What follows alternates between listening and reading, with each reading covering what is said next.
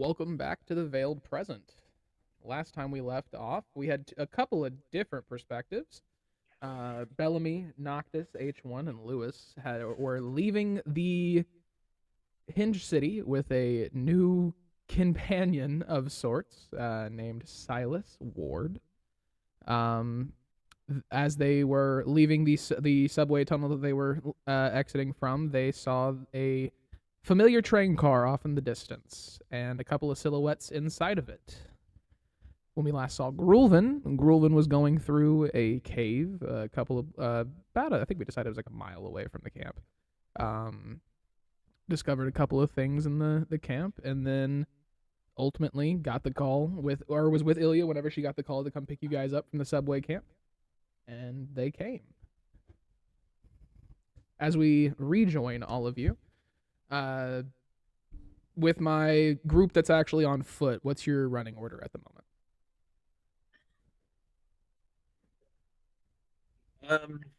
I'm gonna. Are we going? We're going back into the city for you, or are we going back to? You're going back towards camp.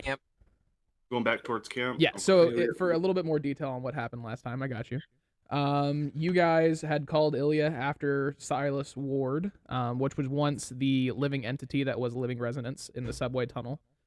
You guys, after that living residence kind of took over the body of Silas Ward, you guys all decided to head back to camp. You contacted Ilya, and she said she would bring the train car to come get you.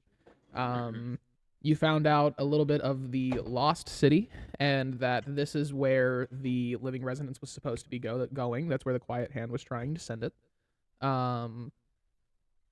Took down 4 or 5 Quiet Hand guards, so not bad. If you're a player who keeps track of your kill count, a couple of y'all got a couple of those last time. Beyond that, it's mostly a reconvergence on information, which I can fill in if you guys don't have a lot of it, and figuring out what the next steps are. I got a little bit of information, like what I learned. I just had to put that into my last session notes because I left off. We're going back to into the city, but yeah, we're heading back to the camp with I'll put that in. The newly possessed man we have in our possession. I will need a long rest because I only have one more Bardic Inspiration. That is kind of the plan, is to long rest. We're gonna duck and dive and avoid people as much as we can. I'm gonna lead the charge. So as you start leading, I got like one more spell slot. Definitely have info when we all group up for that. H1, Lewis kind of falls back with you for a second in the back of the group, and he just kind of looks a little worn out. With you haven't really seen much of the stuff that he was doing during that fight, as far as the cutting himself and the magic coming out. But he looks a little spent after all of that, and he kind of walks up to you and puts his arm on your shoulder, and he's just like, I think I'm just gonna rest here for a while, if you don't mind. And just kind of travels with you that way, using you as something to lean on. I can give him a piggyback ride. I can just carry the motherfucker. That's a y'all's relationship thing. I was just putting him. I'm giving that motherfucker a piggyback ride. All right. I said, hop on, brother. Grulvin, as you are on the train car, Ilya's got the yellow orb. She's conjuring it. She's going a little faster than she necessarily should be. You could tell pretty obviously she's a little worried about the message that Lewis sent and why there's such urgency to get back to them. Iamon, once you guys got on the train, he got on the outside, on like the little balcony between cars where it would be if there was a second car, and has just been scoping the horizon the whole time. So you've had a lot of time alone with Nessa to just kind of think about the last day. Obviously, the action has never really ended for you. You got back to camp, you went over to the cave. The cave had what it had in it.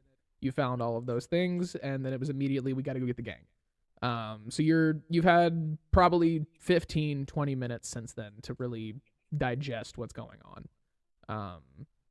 The train car is squealing louder than you've ever heard it squeal. Very similar to the trip back to the camp. Whenever she was taking you back to go find Nessa. Okay, so we're heading back. We're heading back to the city, not back to camp, back towards them. Yes. Not necessarily into city or anything, but you're going back towards the city to pick up them. Oh, okay.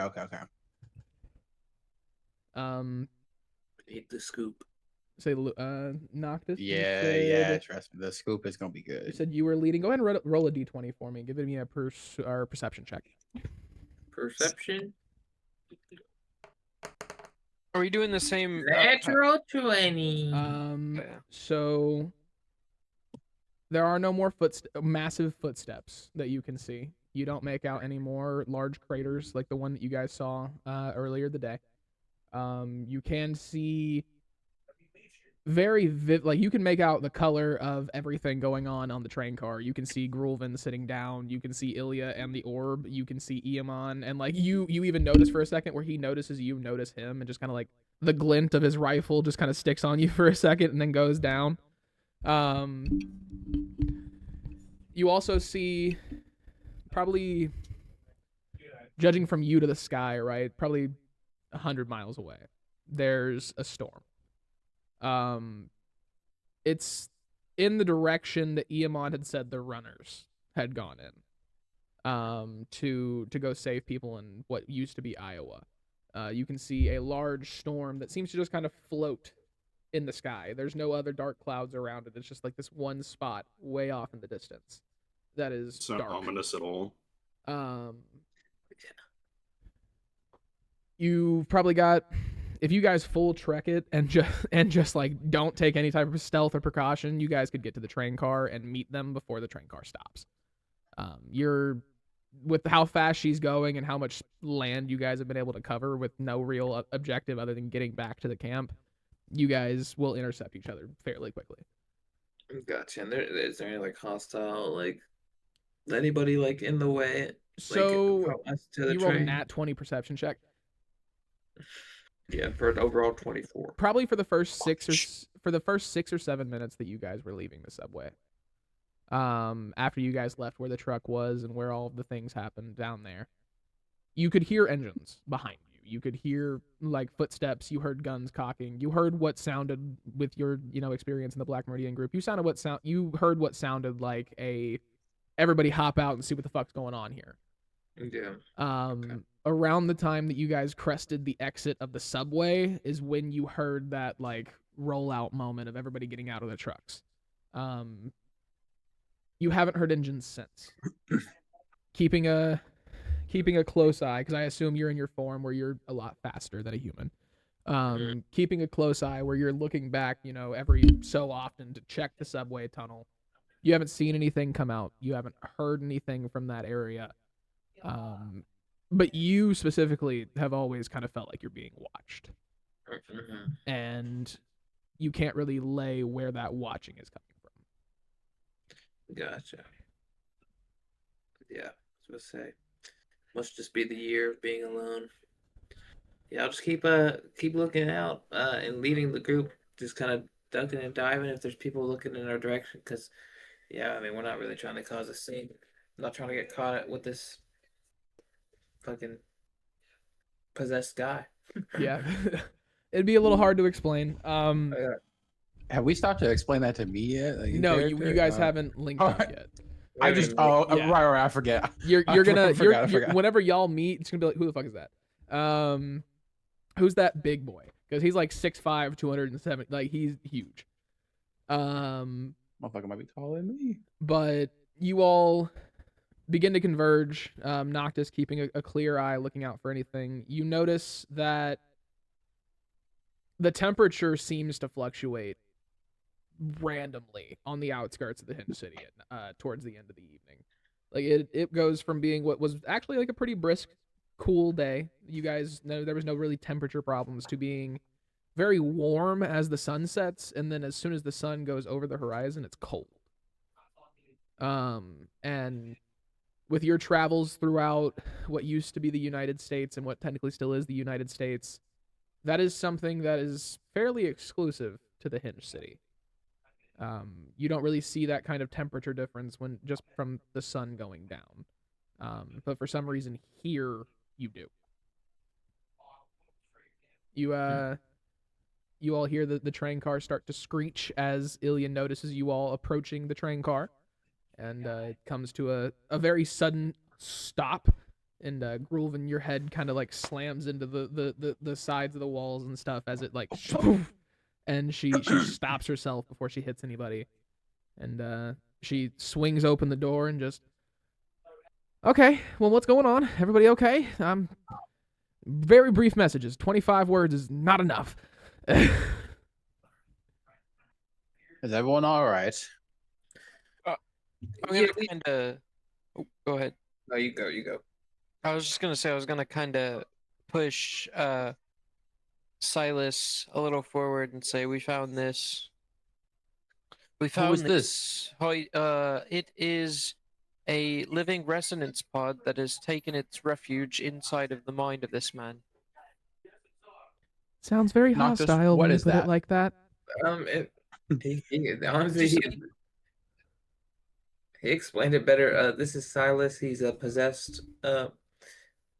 Possessed is a very strong word. I'm gonna use possessed. But it is true. It's the best. There is a no-age being living inside of this man's consciousness at the moment. And we need to bring him. And we need to bring him with us. And we need to find out as much as we can about him. Also, there's a flame giant somewhere in the city. And so yeah, I'm gonna So we should probably go. After hearing about the flame giant, I just like just do a little hop off the train. I just size up homeboy Silas. Okay. Silas, is that it? As you're sizing him up, Zach, go ahead and give me another perception check real quick, please. Not like aggressively sizing up. No, being like, wow, you're my height. Like 6. So Terrible. you can't Dogs. for certain say it.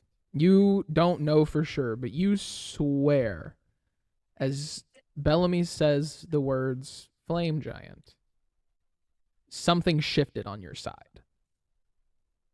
You can't place what it was, but something moved. I'll just look over and not acknowledge it. It's not important. We need to get on the train. As you're sizing up Silas Grulvin, how tall are you? I'm just like, how tall are you? How tall is he? Because my size is medium apparently on this, and I can be between 6 and 7 feet tall. I'll let you get the one up. What is the max height of a medium? He is 6'5", 7 foot. It says 7 is the max height of a medium character. 6'5". Yeah, I was gonna say I'm 6'5". Like he is 6'5", 268 pounds. I think he's probably we'll put him 6'6". Larger than me, but it's Grulvin's just fascinated seeing something like on the same scale as him. You see a black-haired or not orcish, but very tall and long face, but very round-headed figure. Black hair pulled into a bun. He's got a beer gut galore, but every other part of him is rippled. It looks like he was once a great warrior who has thrown all that shit out the window and decided the bar is where he wanted to be. Okay. I just like, I just feel like I kind of ask him, I'm like, can you speak? Yes, I speak. About him. Oh, that's his voice.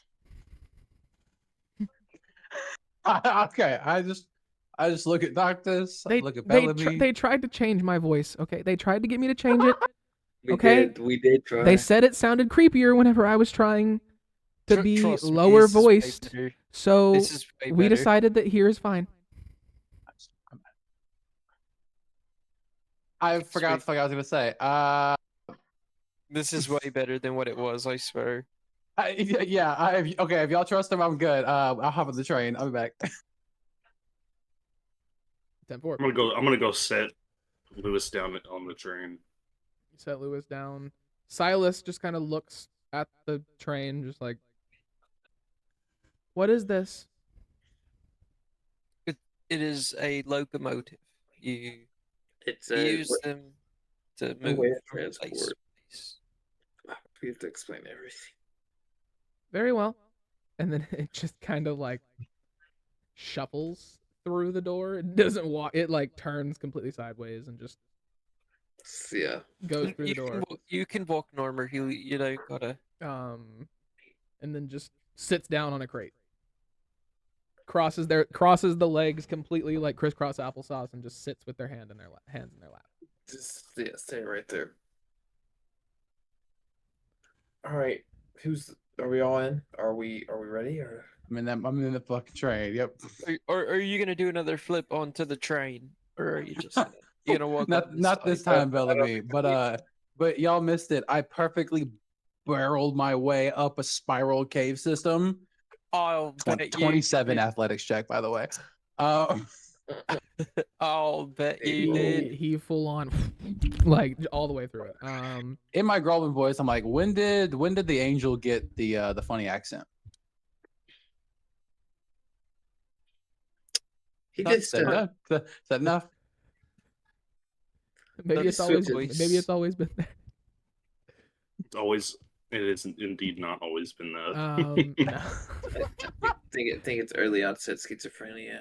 He could have multiple personalities. He just this place is just Multiple good. personalities. It's always been there. I'm gonna keep that idea to myself. You start to sound like a guy I used to know. He went by Terran. Terran. Yeah, he's using this Terran. We don't talk about Saren. All right, so Silas is gonna sit Warrior here. on my world. Y'all can move yourselves wherever you'd like to sit. Oh, I'm by the back door. Iamon is on the other side of that door on the balcony. He's just, sweeping the horizon still, and you hear him.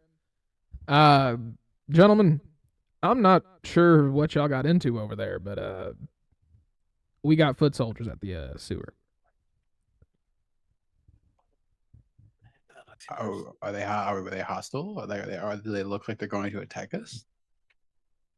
From what I can tell, they don't necessarily know that there's anything to look for, but if we stay where we're at right now in a very obvious metal box, we're going to have trouble. How many are there? 6 or 7 from what I can tell.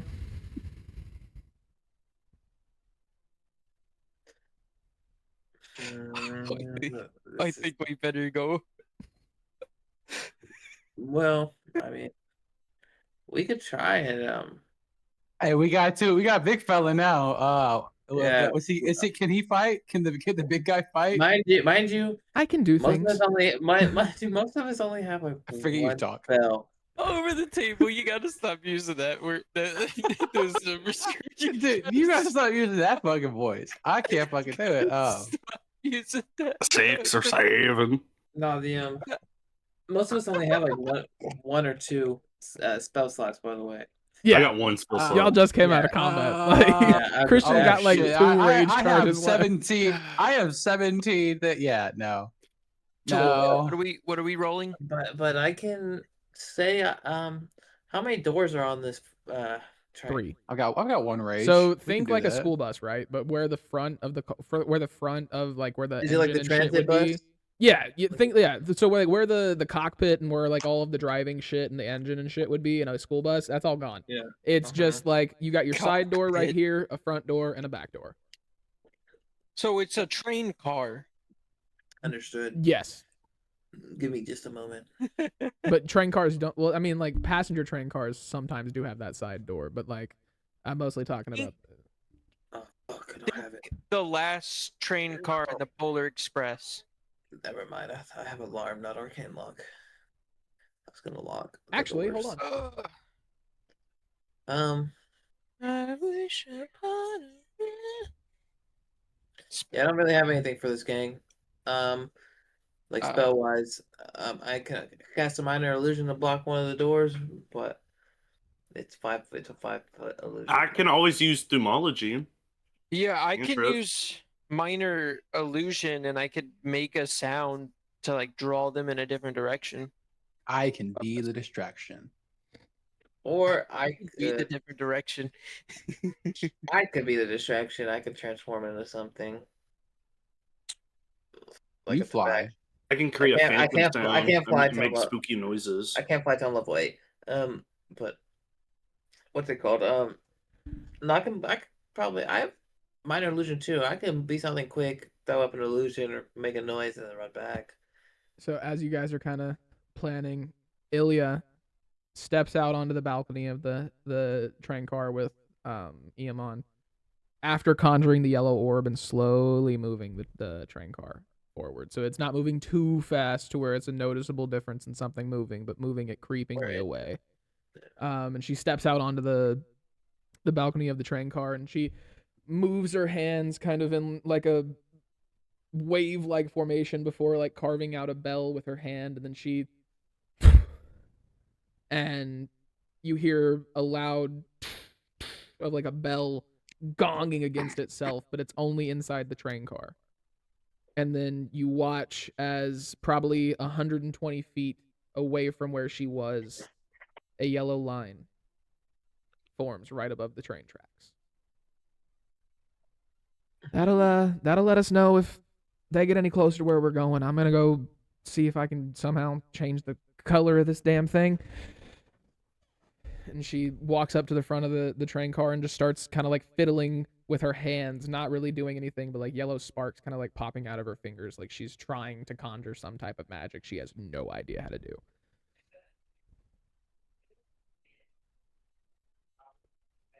I'm not real magically inclined, but y'all motherfuckers wanna try to help her out. Shit. I can roll Arcana to try and help her.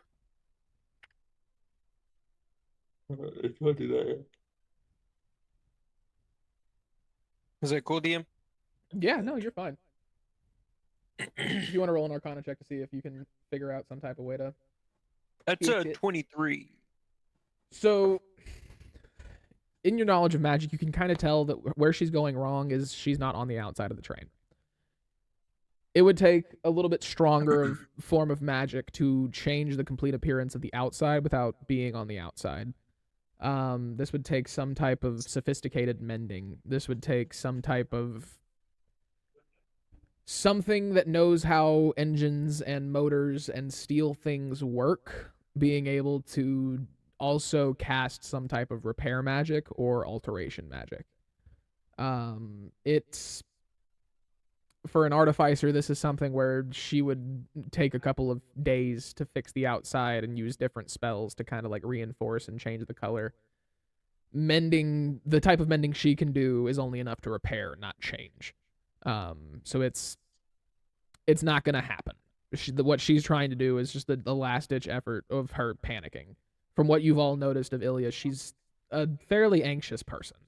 And so this is just her trying to find something that she can do to try and change the colors of the train, because she's scared they're going to see you. I'm going to put my hand on her back and I'm going to say, don't worry if they see us. We can handle ourselves just fine. All right? You know, what you're trying to do, you're not going to do. Well, I understand you're very powerful, but you're not going to be able to change the entire look of this thing. Not with the time you have. So let's just keep going at a steady pace, and then when we get further away, we'll speed ahead. We need to rip it. I have nothing here. And getting into a fight, it would not be ideal. I kind of want to just put her at ease and say, calm down. Take your time, thinking straight. You notice that the yellow flickers kind of stop coming from her fingers, and she just places her hands down on the console of this makeshift console in the front of this train that she's made for herself, and she hears "Rip it." I'm saying I'll get on the back balcony or whatever from where they're coming from and just start popping out this blast off the back. Did you say "Rip it" out loud? Yeah. Okay. She hears "Rip it." We need to go. And she looks back at Noctis. Go ahead. Okay. No. I need to know what she's doing first. She looks back at Noctis. Sorry, my mouse is dying. She looks back at Noctis and she goes, "Okay," and takes the I then yell out. I'm like, don't burn the wheels. Don't burn the wheels. Good call. Rip it without burning the wheels. And then she cranks this yellow orb, and you see her pull it upward, which you've never seen her do before. And as she pulls it upward, you all... And you notice there's no squealing anymore. And there's not any type of heat coming from the bottom, Grulvin, like you have noticed has happened when you move at speeds like this. Anybody give me a perception check. Actually, no, I don't. Yeah, I don't have that. That is going to be. Oh, that's bullshit. That's bullshit. It landed between 5 and 15. That's 24, I think. 17 So plus 7, 24. Anybody right? over a 15, you look out the windows of this train car, and you see the tracks probably a foot below you. Guys, y'all, are we levitating right now? How are we I gonna don't like this. I don't like this. Garvin is like gripping the fucking couches, like. Since when could you do? Okay. So I'm not really. I just kind of had an idea where if this way makes us go faster, then this way might make us go up, and it worked. I'm hoping that down is What happens the same if, process. What if we go down fast?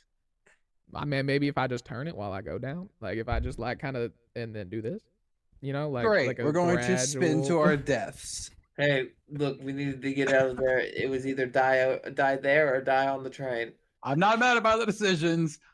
I just don't like the future I outcomes. will cast guidance if need be. You said you cast guidance. I'll give her a bardic inspiration too, because I patted her on the back. I'm gonna rage. No, that Make sure inspiration she dice is a passes her- D6. That inspiration dice passes is her a skill D6, check. right? Yeah. Okay. Inspiration is D6. Okay, and then this is a D4 for guidance. Yeah. We're on her next ability check. Y'all better hold the fuck on. Y'all better hold the fuck on. DC was 10. Okay. She got a 10. Oh, okay. Hey, as long as she got it. You all see very quickly the end of the track that you guys have gotten to a couple of times at this point. You see the end of the track below you. It's probably 70, 80 feet away.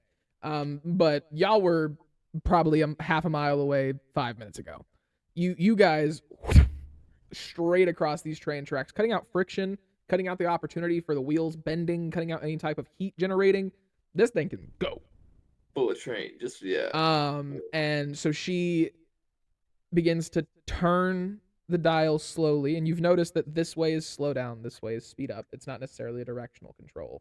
And as she turns it slowly, she kind of like lowers it, and you kind of feel gravity take place, and you start hearing the slow screech of the wheels, and then finally, and then you're back on the tracks, and she slams her hand down, turns it completely to the left. Just a long, While deep sigh. While it is rocky, and you all do to the direction of where the train is stopping, you do land. Nobody takes any damage. Train car, the wheels are a little bent. As you guys get out, you see the wheels are a little warped. They're not fitting correctly onto the track anymore completely. I can fix it. But with this newfound ability to make this motherfucker fly, do the tracks even matter? Yeah, at that point, yeah, do they? I need her to teach me that. Maybe. I don't even think we need the boat anymore, brothers. Ilya kind of looks at you all and just, well, god damn it, that worked. And she whatever spell that was. She opens up the side door, and she looks at all of you. She's like, "We should probably go." Indeed. Eamon's already probably 50 feet away from y'all down the tracks. Like, it looks like he jumped off earlier to try and like keep a good lookout as he was walking his way back. And he's walking up to the train car, and he's just like, yeah, they might have saw that, just to be honest with you. There's a fucking train flying through the air.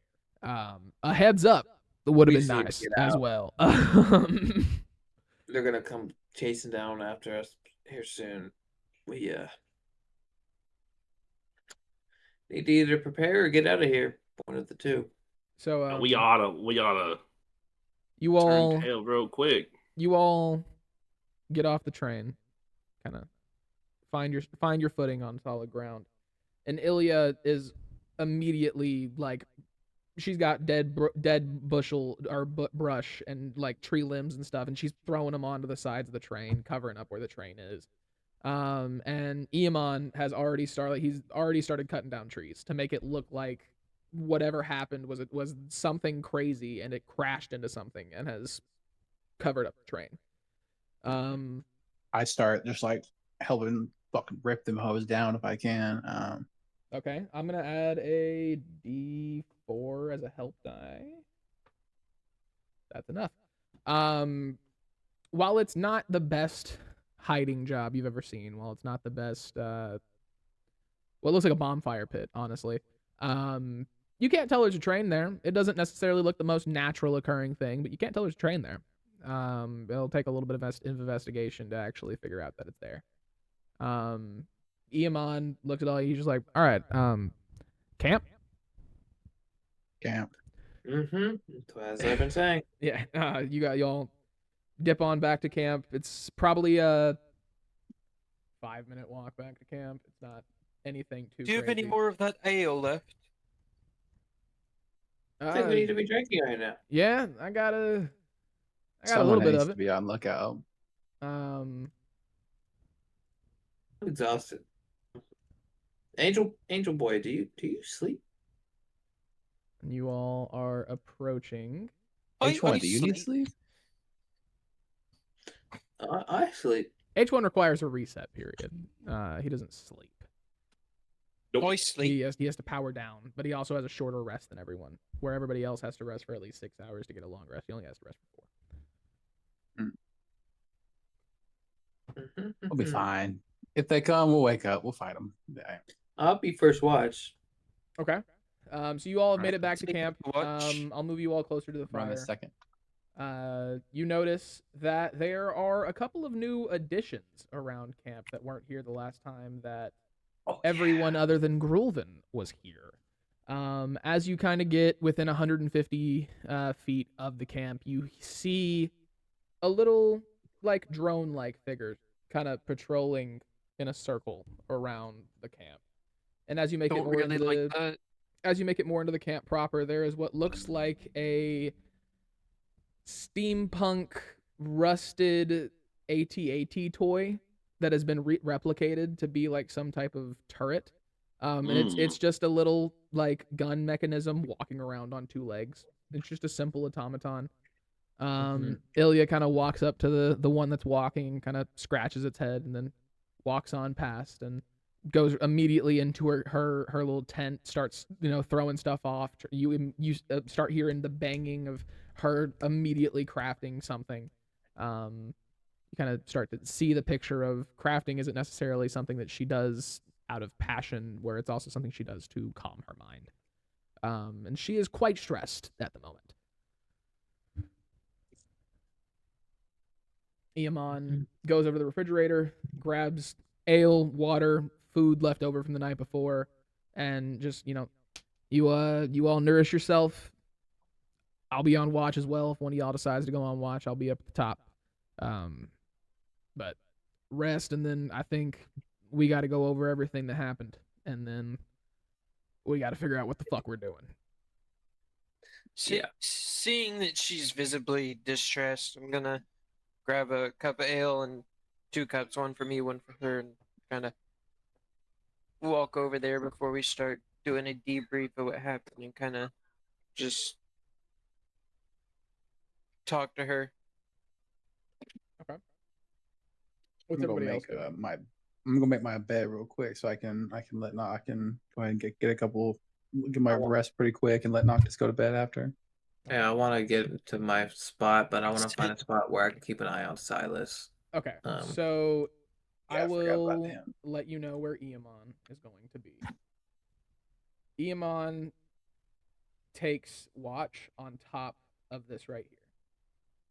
So this is where he's going to be, watching the entrance that you all came from. There is a pathway that leads over here. And then the only other ways that you'd be able to get in are from the woods in these directions. But it'd be a lot harder to get to the camp through the woods. I don't know if you all remember, but there's also like little runes that Ilya has made to hide the camp and make it a little harder to detect. But with the events of somebody finding you all literally this morning and delivering that message to take you all to the conversion yard, how hidden are we really, is a question you should all ask. 100%. So you said Let me see. Where is she? This over Where is here Ilya? where we can come in at. Yeah. Yes, the red mark is where you all came in. Okay. Lloyd, Ilya is in this tent right over here. While we I'm were gonna go here ahead and this. post up in here for a minute. Where's Silas gonna be at? Silas, at the moment, is just kind of sitting here. They will probably rest. You can put Big Boy in the tent with me. They will We probably rest with literally a Grulvin. They don't really they don't know they need to sleep. Yeah, I'm gonna sit right here then. So I'm just gonna kind of put him. Need to sleep because they're not used to a corporeal body, or yes, they don't know they need to sleep because they're not used to having a body that needs to sleep. All right, so Silas comes in the tent, and I'll put here. I told Silas, I'm like, all right, man, lay down. You put your head out there. You kind of watch the fucking sky and shit. You know, we'll go feet to head. What are we doing? We're taking a load off. That's not what fucking bro would say. I'm fucking out of it. But we're taking a load off. But fucking after a long day of whatever the hell we did today, you kind of just need to not stand up for a while and maybe just relax. You might do this thing called sleep. It don't come easy for me either. That's for another day. And you, as you say sleep, you notice that Silas's eyes, going from what were like a nice brown, white, regular eyes, they go blue, like complete blue. No more pupils, no more any of that shit, just blue. And I as you tense up and draw myself together. As you say sleep, oh, yes, I suppose this body would need that. And then eyes go completely back to normal. What the fuck? And then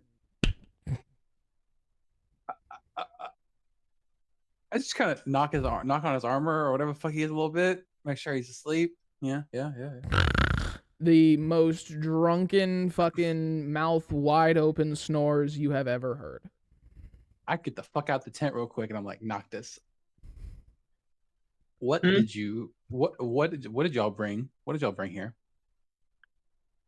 To be honest, fuck if I know. It was their idea to open this crystal. We fought. It was on the back of the truck. Okay, you don't even know what really happened. Yeah, so it was on the back. There was there. We just give me the summary. Just what we're going the fuck did you find it? We're going to the city. We needed to get into this warehouse. We decided to go in through the sewers because why? Why would we go in through the front door? We went in through the sewers. Fucking Bellamy's idea, wasn't it? I don't remember whose idea it could have been. And we went to the sewers and there was a truck down there. It had this big crystal, but it had like a person, like silhouette inside of it. We didn't really know. I forget whose idea it was to really touch it. I forgot who touched it first. Bellamy touched the crystal. It was Lewis's idea to go underground. It was Bellamy without talking to anybody, touched the crystal twice. Yeah, he ran up to the crystal twice and started communicating with it. Okay, that doesn't surprise me because let me just tell you what it did. I laid down and I told him, I said, okay, you put your head down there, feet to head, I said, he's like, what are we doing? I said, sleep. His eyes went blue. Oh, they did the blue thing? Yeah, they did that. Oh, okay, so y'all have seen the blue thing. Okay. Let me ask you this. When he possessed the dude that is currently in that tent. Oh, his voice changes? Like the dude talks still? So the way that he talks again. Okay, so he talks again, and now he's passed the fuck out the tent. Okay, well at least he's asleep because he was starting to freak me the fuck out too. I was about to sleep next to that motherfucker. So what happened was, so the deep voice is the actual guy, I think, and then like the light, like child-like voice is the energy, which we don't even know what it is actually. So he took control of the guy? As I've said, possessed. Was it okay? Did he like was it like goo or was it like a ghost? It was like a spectral transfer of energy. It's actually a really good way to put it. To paint a picture for you, essentially, I got a fucking picture. It was a 9 foot long, 3 foot wide, crystal shaped thing that looked to be a cell containing living resonance. It was a lot of that blue shit that y'all had seen. But the difference was there was a humanoid face that was like floating in it. And after Lloyd touched it, it spoke to him, and he woke it up, and it decided that it was not gonna go by what the quiet hand wanted to do anymore, and it was just like, I'll go with y'all, I can answer questions.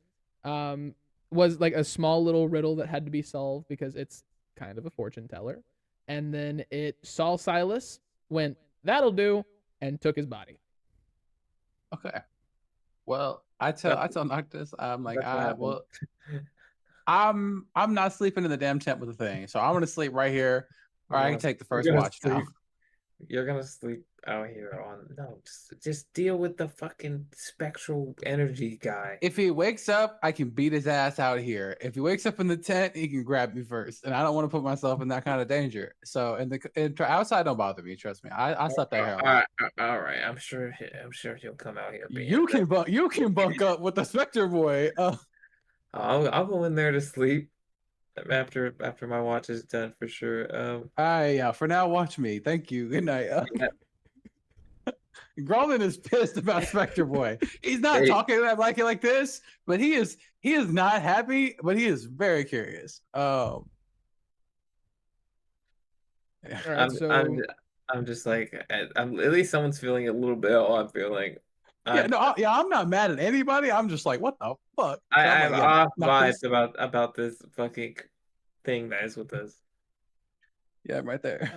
So Bellamy, you're kind of talking to Ilya. She's explained to you just a little bit about her dream for the camp and why she's so stressed out, because she explains to you probably 6 months of her, Eamon, Kalel, Rook, the runners and them traveling from city to city and trying to help build new populace and trying to help create a sense of community inside of already like formed cities.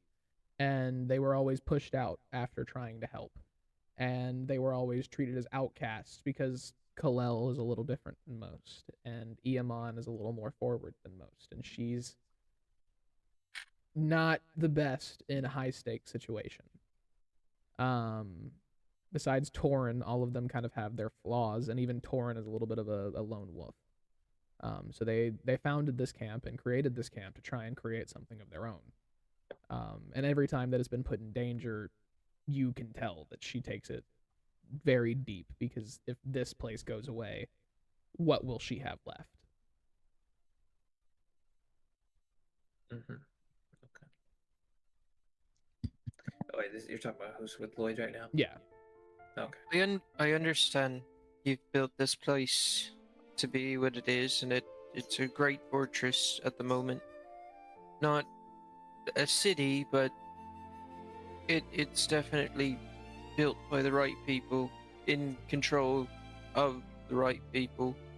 Y'all aren't doing this to be rude or to control anybody. You're doing it for the right reasons. But when you do things for the right reasons, the wrong people want to take over. And although, yes, you're going through a tough time, best thing to do is to show that the right people can push the wrong people out the way and get what needs to be done. Those are very intelligent words, Bellamy. I appreciate that. You know, you've really helped me calm down today. That's very nice.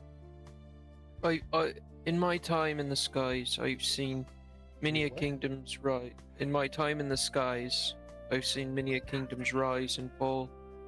And the people that were running the kingdoms with the right reasons typically lasted a lot longer and had a lot bigger of a view for their people than the people that were just pushing them down and forcing them in the streets. I'd love to hear more of that sometime, but I think I need light. I think both would be good for a rest. She kind of pats you on the shoulder. You are now blessed. She removes her hand and just kind of wanders off towards her bed and sits down for a second and starts taking off her boots and goes to go down to bed. I peek my eye up as Billy walks in and I go, Spectre thing is asleep. Oh, is she? She. Are they? Nice. That's good. You seem mad about something. Yeah, I am not cool with the fucking robot guy, but he's in the same mindset I am. Sorry, Robot H1. guy The is Spectre H1. guy. The The Spectre guy. Robot. I'm not anti-robot. H1 has just been, You're a H1 robot, has been mate. sitting on a tree stump this whole time. I love H1. H1's my guy. Like, what's I'm going on just here? chilling, man. Why you got his head racist? just swivels Just like, immediately. what did you say? He's just robot. I'm just like, not you. My bad. No, the living energy that's with us. Yeah, he's in the same boat that I'm in. I don't know how to feel about it. Well, I got valuable information. I mean, didn't I tell you that they're mining materials from different worlds? Yeah, well, we're using that thing for information, and then just we're gotta get ditching up. it as soon as possible. What did y'all call it? The what pod thing? It's a living resonance pod. All right, an LRP. All right, that's what I'm calling them. LRP. LARP. Yeah, LARP. LARP, if you Yeah, like. LARP boy. Spectre LARP. Mm-hmm. All right. LARP Spectre. Yeah, Um, there you go. So if you have nothing left to do, we will begin the evening. H1, you start your daily upload process. You begin submitting footage back to the Black Reliquary. You start sending back reports of things that you have seen. You recall that Lewis had said that whenever you guys get ready to go lay down for the evening, he wanted to try and contact Iamon. Do you wish to do that? Yeah, sure. I'll send something forward to let him know that All right, Lewis wants to talk to him. you have a 25-word message, and with the fact that you have the ability to upload images and videos, I will allow you to attach one image that you have taken throughout the day to Iamon.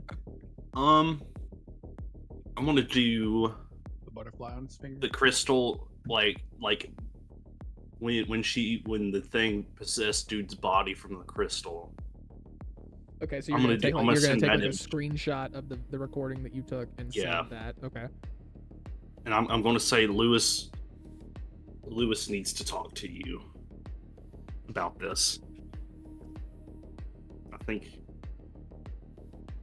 because I don't want to give too much information, but I think that's what I'll send. Okay, so you're just gonna hit it with 7. Yeah. Okay. You wait probably 45 seconds, a minute. With you knowing it's nighttime where you're at, it's early morning in France where Iamon's located. Oh, well. Tell the kid to contact me when he can. What am I looking at, H1? I know you can't respond, but let me know. Okay. I can't respond to that. With the fact that you only use 7 words, I'll allow you to use the other 18 words to respond. How would I? Well, you know it's a living residence. I would say living residence. Living residence. Possessed man. Living residence possessed man. We'll have Lewis contact you ASAP. You have 8 more. Is ASAP 4 words or no? 1 I'm word? counting it as 1 word. Yeah, ASAP is 1 word. ASAP, yeah. Yeah, I know. I think that'll be it. Yeah, I think that'll be it. He used his full 25, so you will not get a response back. But you do know that everything has been sent. You've uploaded everything from the day to your database. You can recall onto things. With that, you can begin to do your power down, or you can try and interact with anybody before you shut off for the evening to relieve whoever's on watch. Power down. You all notice the light kind of dims from the light that's constantly emanating from like the creases and folds or from H1 and the reactor in his chest. You would notice it all gets very dim, and he just kind of. H1 seems to be catching some Z's finally. I wonder if the feeling will ever go away of like the little bit of worry whenever he powers down. Like, is homie dead? Sure. I mean, it's not like he has to be charged. Does he have to be charged? That's something to ask in the morning. H1 wakes up in the morning. I got a Tony Stark nuclear reactor in my chest. At some point, at some point during my watch, I want to like mosey over towards H1 and look for any cords plugged in. Okay. Roll a d20 for me, and then give me an investigation check after that. Okay. For the d20, yikes, a 2. And then the investigation, I got that could have been so much better. A 10. H1 looks like human to you. So you don't notice any like plugins. You don't notice any cords hanging out or anything that looks like a traditional like power socket or like a USB cable from the old world. Like you don't really pick up on anything that would like plug in. You do look at his fingertips though, and like you can see that where his whole body is kind of like plated together and kind of welded together, the top of his fingers at the very front knuckle, on each of them has a hinge. Okay. So each knuckle has just like that. Okay. That's all I see, basically. Yeah. On a 2 d20 roll, 2 or 3 hours after everybody's kind of tuckered down for the evening, Iamon, you see him on top of the shed that he's on top of, looking out, really focusing hard on one certain spot, and you can kind of traject from where it's at that you're looking at the subway, and he's looking at that subway as well. From behind you, you hear a little like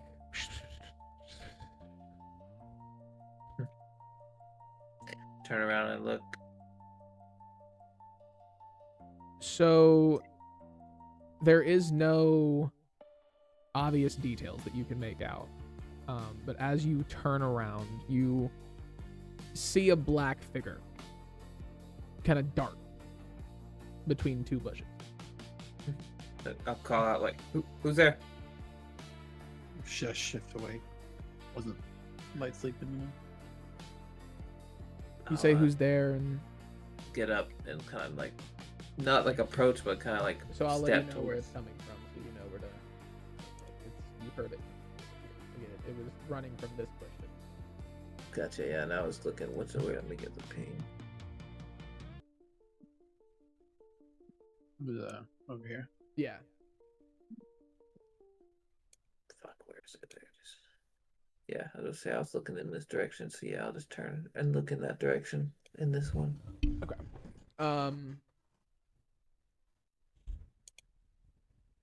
You say who's there, and no response. You hear, yikes. You hear again, and you can see leaves rustling, but you can't make anything out as far as something's moving over here. I'm gonna I can't see the actual creature, so I can't cast that. I guess I'm just gonna make my way towards it. I'm gonna try and tap Golden as like I move, like as I'm moving. I'm just gonna like try and like. Okay. Yeah. I'm about half awake anyway, so I'm up. I'm making my way with him a little bit. All right. With you being awake and now alert, go ahead and give me a investigation check. I got you.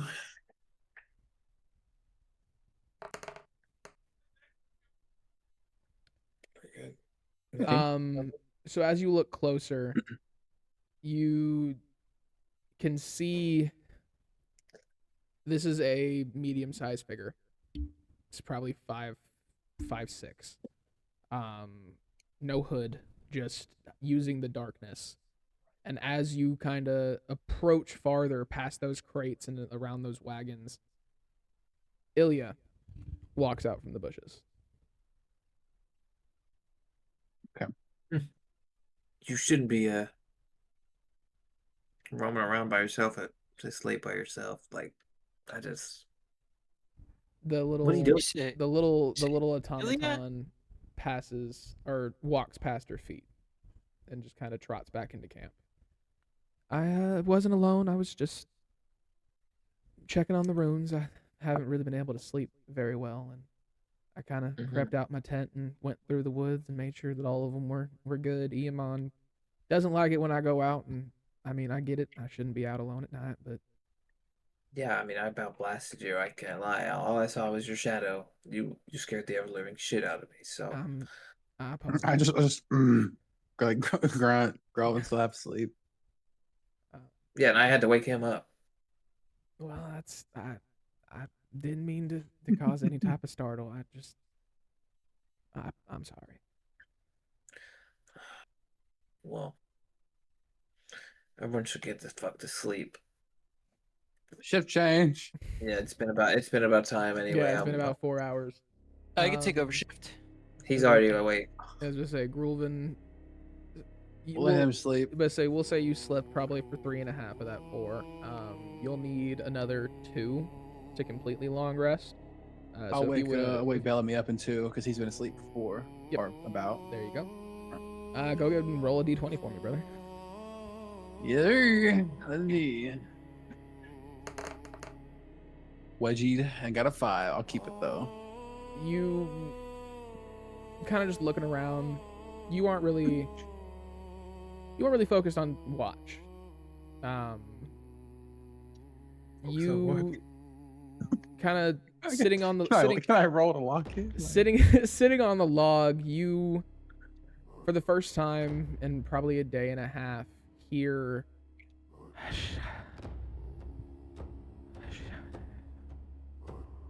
and around you, probably at the tree line, you see a white figure, completely translucent, a sword at its side, a helmet with a large fin coming from it, plates and different types of garnishments hanging from the shoulders, and it begins to circle around the camp and watch for you.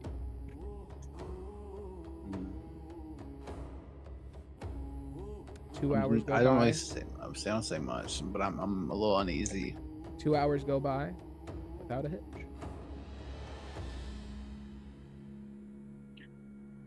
Yeah, I tap Bellamy, but I kind of smack him a little hard on accident because I'm kind of a little angry. Not at Bellamy, but Bro got jolted awake. yeah, kind of shook him a little bit. Bellamy, wake up! It's your watch. Huh? Are you It's sure? your watch. Right. Yes, you slept like 6 hours. You'll be all right. Kind of get up, grab a glass of water, hand it to Grulvin. Stay hydrated. Go ahead and roll a d20 for me, brother. It's a 14. Last 2 hours go off without a hitch. I'll spend for Lloyd to roll like a 1 and just have goblins. The sun begins to come up over the camp. You all can take a long rest, fully restore your HP, all that good jazz. Spell slots, all your shit. I didn't take damage that whole time. So the sun begins to rise. Eamon. I had taken 10. Eamon never left. What all of you noticed while you were on watch is Eamon never left the top of the shed. He didn't sleep. He climbs down early as the sun begins to rise, starts cooking breakfast for everybody. It's the same thing that you all had the day before. Eggs, leftover venison, a little bit of ale because he's trying to stay awake as much as possible, and in his mind, the ale is going to keep me awake. He walks back over to the campfire after he started cooking stuff, and you all sleep well? Pretty all right. Best you can when people are out creeping around.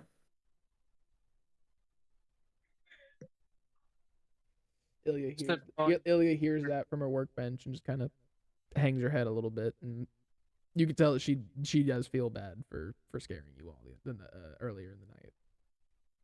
Silas emerges from the tent. I didn't even check on his gang. Fairly oblivious to what's going on, and just kind of sits. Big call. For 8 hours. Just absolutely walked out. Fucking. And he, where Grulvin, you're expecting to hear the last voice you heard come out of its mouth. You hear them say, "That was interesting." What was interesting? I was gone for some time. It's the first time that time has ever really affected me. Mm-hmm. Did you see anything where you were gone, or was it just were you just not here? Called sleep. I saw. Interesting, isn't it? I saw the place. Oh, you're gonna stop it. It's destroyed. Sleep. I saw a land with green lakes. I saw a large wall and people being denied. Okay, I just wanted to see if you dreamt, but okay, gotcha. I mean, it seems as if she did dream, but she dreamed of some type of Is this a place called Finland? City. Is it what? Is it called Finland? What? He asked if it's Vinland. No. No. I don't know the name. I don't know. It's all right. Usually I'm in control of the things that I see that aren't in front of me. Dreams can be wacky sometimes. I mean, shit, sometimes I dream about whores. Well, how you shapeshift? I don't think that's too far off from reality. Yeah. Now that you mentioned it, that probably aligns. That must be strange for you. Eamon. What? Shifting? Or the horse. The horse. The horse dream. No, I have dreams about shifting into a bunch of different shit. The horse sounded like it hurt. The horse is the main one, though. I don't know why. Something about running free. I just have dreams of my old. Girl just like assertively nods his head. Like Eamon. I just look at you as you. Thumbs up. Eamon comes up to all of you and just. So, what happened yesterday? I'd heard a little bit from Grulvin about what went on in the cave, but we haven't really had much time to talk about much of anything. I'm gonna give the overall rundown of what happened, the gist, but especially explain the energy creature that is currently with us.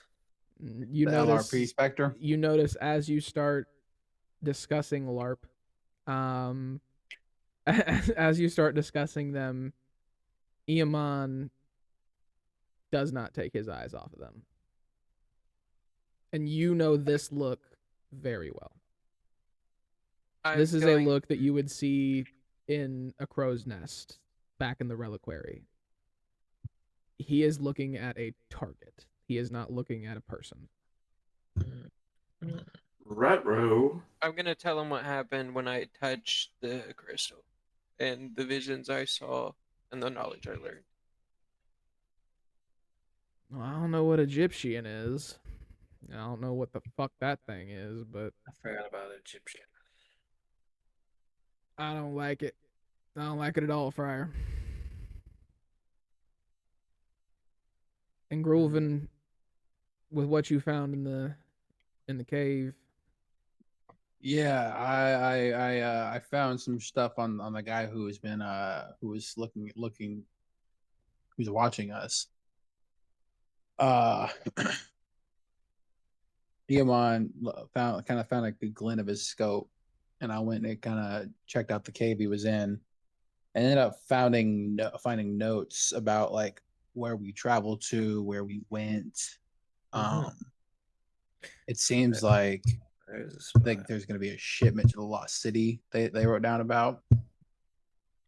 And it seems like they wanted us to go back to the Hinged City. Well, either way, it seems all trails lead back to the Lost City. I think regardless, whatever is going on, we can't let them get their hands on. Where is the Lost City? So, same thing. The Lost City is what used to be Oklahoma City. Oklahoma. Gotcha. All right. Yeah, I'm about to say, so we should... We're going to Missouri, boys. We should find a way to make haste. Where are we at now? You are Okay. a mile or two away from Chicago. Yeah, Chicago. So as Iamon takes all this in, he puts his hand on the back of his head, stretches his back, and once again, very familiar sight for you, Noctis. He doesn't know what the fuck to do. This is a moment where he would look to Jarek or somebody who got paid more than him to handle problems like this, and they would figure it out, because fuck this. Yeah, fuck this is right. And he kind of looks at Ilya. Well, you did find that boat, and all due respect, if there is any, I don't want that fucking thing in my camp. So. Oh. Shit. I mean, it's better than nothing. And as Iamon says that, Silas kind of pans over to Iamon. Blue flicker.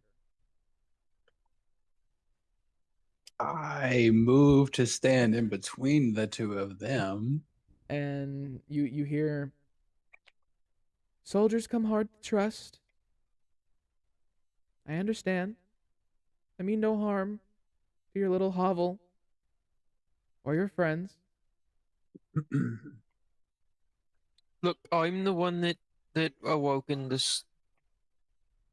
Yeah, it should be you who's really dealing with it. So, I will take full responsibility and be fully responsible to take care of Silas. Is that okay with you, Silas?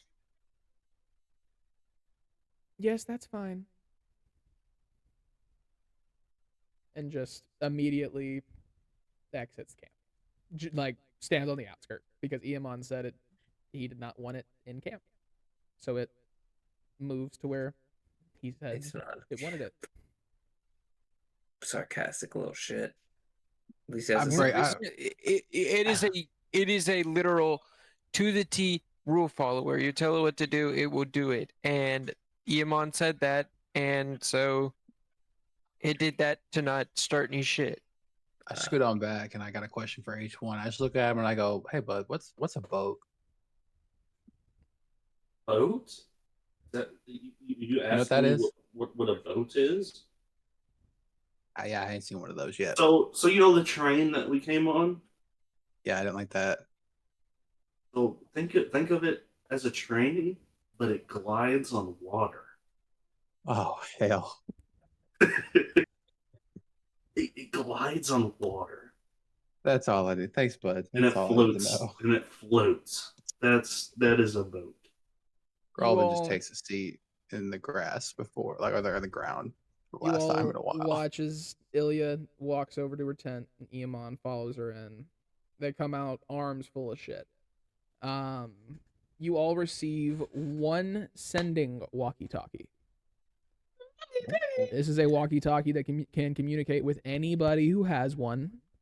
It is capable of sending one sending spell, which allows you and the receiver to send a 25-word message. One time? One time a day. Just time a day. Gotcha. The British are coming. The British are coming. You haven't made the item yet? No, I haven't made it in D&D Beyond. D&D Beyond's creation has been a little iffy. I'm just gonna write it down. That like we got a walkie-talkie. She also approaches you, Noctis. I've never been to the Lost City, but I do know where it's at, and I made these for you. She hands you 2 enchanted and engraved compasses. On one side, it is the compass face. On the other, one of them says patchwork. This one will take you back here. It'll always point towards home. Okay. And then she hands you another one that says lost. And this one will always point towards the Lost City. Okay. And Eternal. how different do they look? Can I get them mixed up pretty easily? Or So besides the engraving on both of them that say what they are, one is a rusted metal. The lost one is rusted. The other one that leads home is a golden hue, but more of a brass. Gotcha. So they do look different enough to not mix them up. I just want to be sure in case I'm bleeding everybody. All right. Well, I thank you. This will definitely come in handy for the journey we're about to fucking take. We thank you greatly. She pulls Eamon aside. You stay here. I'll get him to the boat, and I'll make sure everything goes fine there, and then I'll come back. And we really need to get a hold of Rook. We need them here now. And you see as she says Rook, Eamon kind of like, yeah, I'll call him. And you see he pulls out his own walkie-talkie and walks off into the forest and presses down the receiving button. Ilya walks up to all of you, places 100 gold in all your hands, so you all earn 100 gold. She also mends all of your armor, gets it back to pristine shape. All of you are, like, your weapons are repaired, everything is repaired. She gives you a week and a half worth of provisions as far as food, dried meat, stuff like that. Bunch of purified water, and you all kind of pack up and get ready, throwing majority of this shit at Silas to have Silas carry it. And we need a bag of holding or a hole. Yeah, Silas is your bag of holding. He's just we just dump it in the top and it just falls through Spectre head, whatever the fuck it is. He just no, he's like an orc man. Yeah, he's a Goliath actually. Oh, I forgot. Yeah. Tall that dude. Ilya walks up to all of them and she's like, all right, well, if we're making haste, then it's not a very far walk to the boat. We just got to get to the river, and then y'all are on your own. You all begin to gather, and instead of going the way that you have always gone, you all start to travel down this way. Yeah. Ooh. As you begin walking down the path, you notice that this is way less touched. This is way less refined and repaired. And you kind of walk for probably 15, 20 minutes before finding a little riverbed where you can hear water starting to run. And then almost immediately what was once like a spring or a little creek, you can see where it was. You can see the destruction that kind of looks similar to what you saw outside the Hinged City, where it's like explosions and places where things went wrong and cracks in the earth where Noctis, you've seen this river in this area before, and it looks completely different. The river is much wider. This would have once been called the Mississippi River. It is now called the Southern Inlet. This will take you from this connects the Great Lakes, which once were not connected to the Mississippi River. This connects to the Great Lakes and it literally carves a path through what used to be the United States, connecting it to where you could do a full loop of the eastern seaboard and go around that. It is not the most beautiful sight. The riverbed is, there's rubble and leftover explosives and stuff that might have never gone off that kind of riddle the areas that you see. The boat, probably every bit of 35 feet long, sits on the shore already docked, pretty shittily. It was more so capsized, where it kind of rode onto land. You can see it's been repaired. A familiar type of very precise workmanship has been put into this boat. It looks very similarly repaired to some of the structures that you've seen at Patchwork Haven.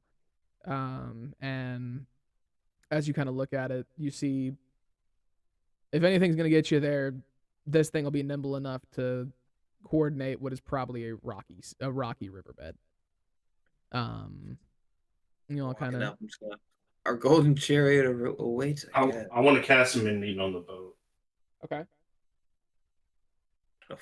So I'll help fix it up however I can. You walk up, you cast mending, and you notice that while it was very well repaired, that there's now a thin layer of polish on the outside. The deck looks like it's been swabbed. The small tears and holes that would have been on the side of the sails have been completely restored. And it's essentially brand new. It once it catches wind, there should be nothing that stops it other than the earth itself. Oh wow, that really did a lot. You all climb on deck. You all find the boat. What's the vessel gonna look like? It's a nice boat. The vessel. Have we ever never remembered what y'all named it? Like it's a boat table, but like we remember? No, I don't remember what we named the boat. Lewis still not feeling well. H1, you kind of take him, put him below deck. He didn't, not like in a coma or anything, but he woke up this morning and just wasn't himself.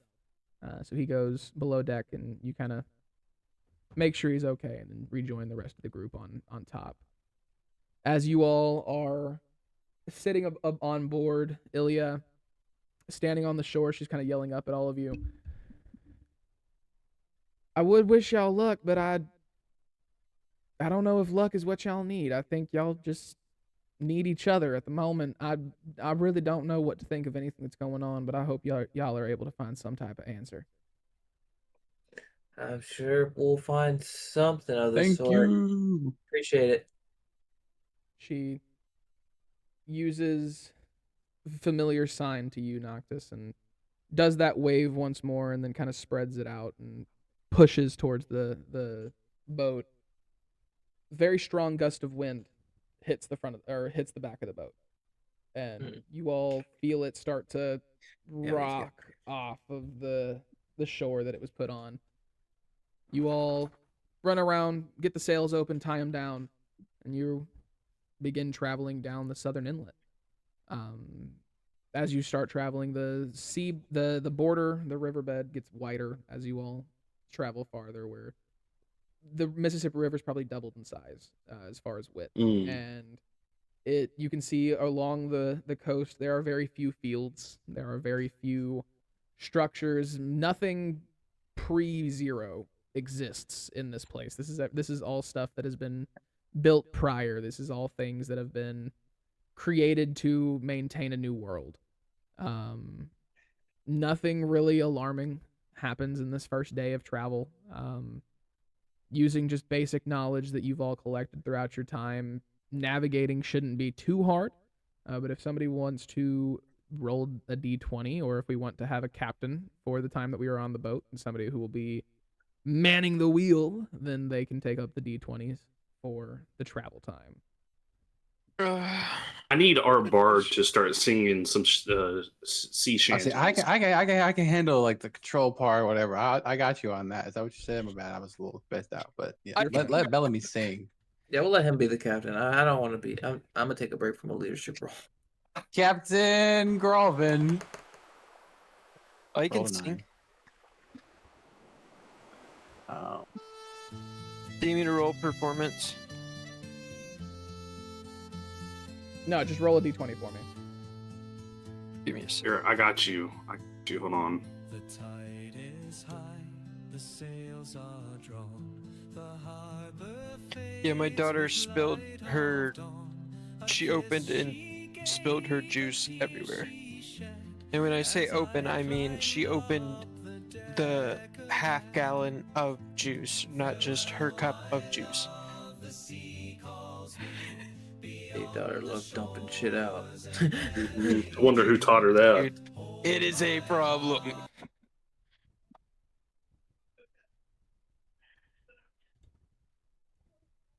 You roll. Captain. I'm getting back. My captain. Captain Bellamy. Captain, Captain. I'm not a captain. My I'm just captain. It's Captain Groven. Silas is just I am the sitting captain. along the I'm barricade rolling of the so I know boat, the just modifier. chilling. It's just a shake the d20. fucking Just a boat. straight up d20. Straight up D20. It's gonna be a 15 then. Word. The sun begins to set over the horizon. Bellamy's doing pretty good navigating you all along the road for somebody who's never manned a boat before. It's fairly simple. You let the wind carry you and you kind of direct where you need to be. I can be the navigator. I'm driving the boat. If you'd like. I'll be the navigator. I can navigate by stars. Ooh. Water is well. You've also got the compass. Yeah, I I'm was the gonna compass. say he's got the compass, so he give you. I mean, it don't Now matter that to me. Groven is I'm just driving the casually boat, checking it, making sure we're going in the right direction from now. Got it. he feels good. The water isn't fucking with him. Water is crisp. A little cold as it splashes onto deck. No real large waves. Nothing causing any type of damage or distractions. Nothing heating you from going the direction that you're trying. It is. I mean, if a watch is something you all deem necessary, it's about that time to go on watch and figure out who's going to keep the boat in the right direction overnight as you all. That shall be me, I guess. I can take shifts on it too. I'm not too tired yet, and I've been handling the boat. I'll hand whoever takes the shifts the compass that is leading to the lost city. Okay. Just give me the compass. Yeah, just so I'll stay up all night. It's fine. we can have I don't that. get tired. Much appreciate it, H1. If you look at the compass, do you have like a gyroscope inside of you to where you can like constantly keep track with that in your head? It'd be a lot easier for him. I'm a machine. Yeah, I was about to say it'd be a lot easier for him to be able to project all that stuff. Does he have dark vision? So with that, H1, if you'll give Yes. me a D20 roll with advantage, so you can just take the higher roll out of 2. Okay. Boom, boom. 16. I rolled a 16 and 8. You begin to move the ship the way that it needs to go, following the wind. You know, you look at the compass, and you can kind of keep track of the compass while also kind of just watching the stars above. And you're pulling the mast the way that it needs to go. The night goes by very well. Anybody who uses any spells or anything like that, you can restore them, take a long rest if you need it. Throughout the second day, it's a lot of the same. You start to see a couple more fields on the horizon. Small fishing boats. You pass by a few of them as you begin to make it closer to. I can pull up where you all are at the moment. No, don't you bite that. My bad, I won't. I'm not talking to you. So, in the path that you all have taken, you all have covered about this much already. You have kind of gotten around Illinois, and you're in between Illinois and Iowa about halfway through. Damn. You've Gotcha. seen various different pre-zero event or architecture started to show back up around the horizon. Not much, but little small, what used to be maybe like boat docks and small little like fishing shops and stuff that didn't get impacted very much. As you travel closer to what used to be Missouri, you do see that there is a little bit more population along the river. Roll a d20 for me as you all wake up for the day. Each of us? Anybody. Doesn't matter to me. Go for it. Oh, shit. I got a 20! Not Today 20 goes days. by Yeah. absolutely fantastic. You all actually catch a brisk Singing wind. sea shanties. You all actually catch a very brisk wind. And you are able to cut probably a half a day off your travel as you move closer to or through Missouri and start seeing less of what used to be Illinois. As I said, more farms are starting to pop up, more fishing boats, more docks, more places to kind of be able to survive in the post world. You see a lot of scrap buildings that have been formed. Fishing boats start to fill the water a little bit more. As the night ends, H1, if you'd like to, you should probably sleep or shut down tonight. So whoever wants to take the navigation for the evening. I know today's been so good. I'll take it. Like I got Word. it. I could stay most of the night. Like All right. We'll good. have you do a good 3 hours and then we'll call it even. Go ahead and roll a d20 for me. Actually, on a nat 20, no, you did it again. On a nat 20, Wow. you are feeling is insane. you are feeling absolutely incredible today. There's something about the brisk air on your nose, something about the water. You could see this being something you did for the rest of your life in a different world. I've already written in my notes. Groven is at ease when sailing boat. Like he loves this shit. You notice flag art. You notice that if you stand with the ropes of the sails in your hands and kind of pull the mass even farther than the supports on the boat will allow, you can really capture the wind and you can speed up even farther. And as the sun begins to rise, you see these large land masses that just scrape the sky, it seems, begin to raise overhead in the distance. And as you all begin to stir, you've made it close enough to where some of those mountains are ever looming over the water and just standing very tall over you. You start to see less fishing and more like hunting shelters, more places with like blinds set up in the mountains. This looks like a beginning of a mountain city where you can kind of see where like there's a general population that's kind of sat at the bottom of the mountain, and then as it kind of crests up, there's buildings that have started to pop up along these mountains. Understood. It's looking pretty fucking tall. Where are we gonna? I don't know what the word for it is. I guess, but where are we gonna put the boat? Dock this thing. Is that what you call it? Oh, I like that word. Okay, yeah. Where are we gonna dock. dock? Well, I'll look over the side. Is there an anchor? Like, do we have an anchor? I just fucking pull this fucking chain thing up. I'm like, this? There is an anchor. There is an anchor. You can also see where there are tie downs, like along the side where you'd be able to like put it up to a dock to where it doesn't float away. Yeah. I'll just look at it and be like, we can put it anywhere. We just have to find a good spot to put it. Might have to swim. Depending. Can we all swim? I've never been in water before. I haven't fully submerged. This is gonna be a fun trip. I really wish I would have known you guys didn't know how to swim before we. I've never not been able to touch bottom. You feel me? We've always can H1? Can you swim? Are you gonna like? Yeah, I don't even know if he's fucking waterproof.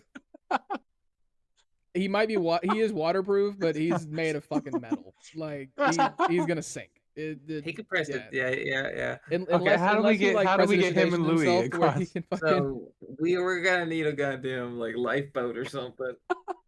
Oh, we can just go to the dock and I thought you just walk on the that's pier. the thing, Bellamy. I don't think there's a dock. Like we just have it's a mountain city, isn't it? Is there a shore? You're not at the Lost City yet. If y'all want a dock here, that could be interesting. But wait, I was gonna say I don't think we need to go straight to the Lost City. That is to say, y'all are not. Y'all are not. That's good. Let's get the fuck out of here.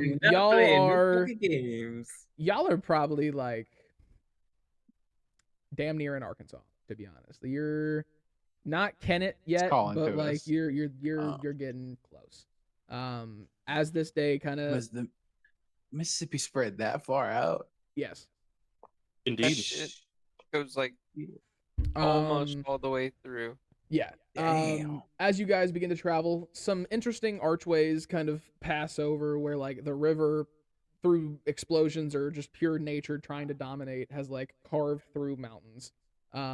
What once used to be a mountain range, you can completely sail through now because of the way that the explosions fell and the way that the water came crashing in. You all begin to see more crops and fishing boats begin to come back into view as the mountains kind of pass beyond you and you start to see the horizon again, and it's not nearly as rocky and scary and intimidating looking above you.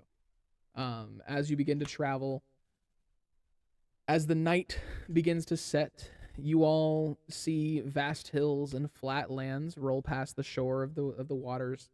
Crops are growing here. Their food seems plentiful. Some have wilted and died, but the air begins to feel heavier as you all begin to travel through this area. It's similar to the day of the Zero event, almost, Noctis, where there's that thick feeling of something's not right. That familiar tingle on your skin of the radiation that came down that day before whatever you saw in the sky happened. That familiar tingle creeps up your arm just a little bit, ever so faintly. Getting weird feelings here, guys. Jinkies. And we're still just on the river, just Yep. The river has not caused many problems. It's the end of a day. So whoever wants to take the helm for the evening for the first part before trusting nature. You can do it.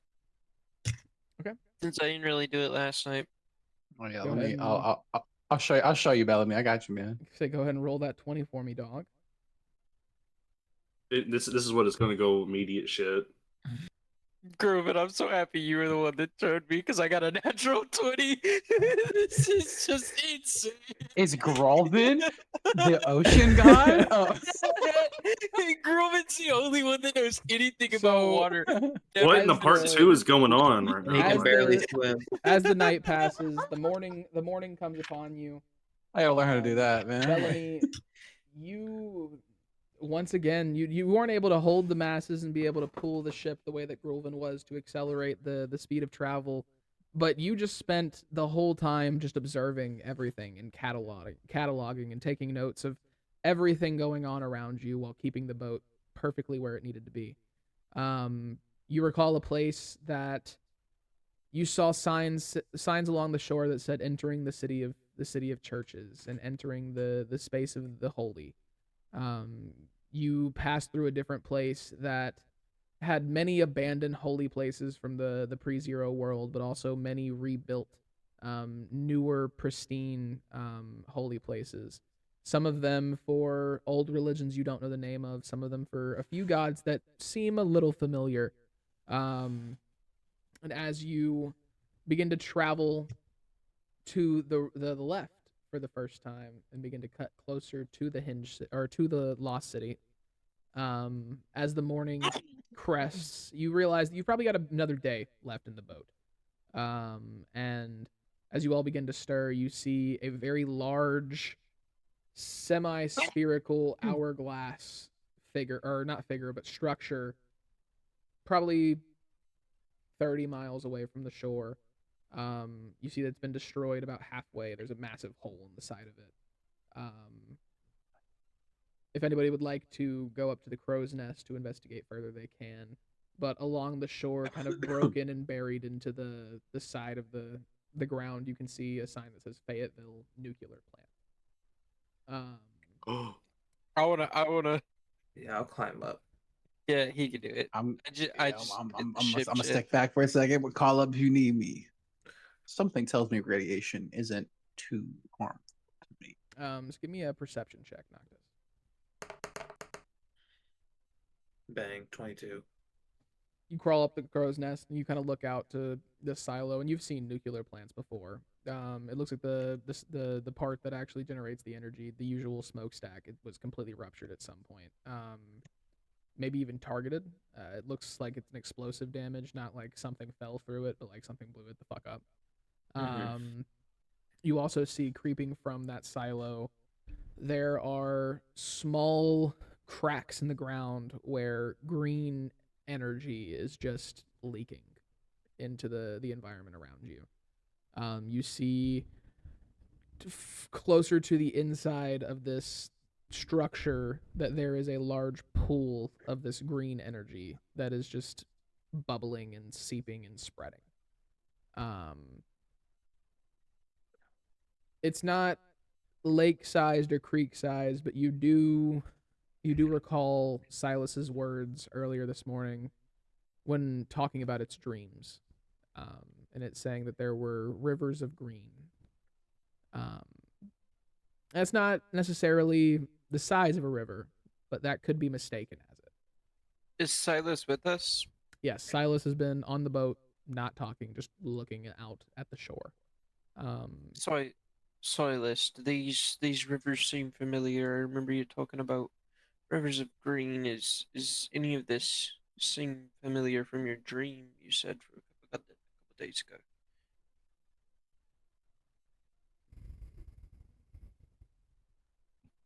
Silas kind of climbs up the crow's nest to see what Nox is seeing, and oh, my bad.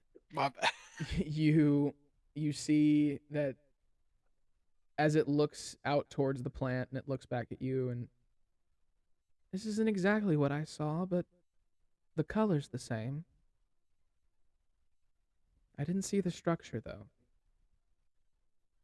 It was larger. And then they climb back down the ladder and go back to where they were. They have seen off-put ever since the interaction with Iamon, where they feel very unwelcome, so they're not trying to push anything or really be a nuisance to anyone.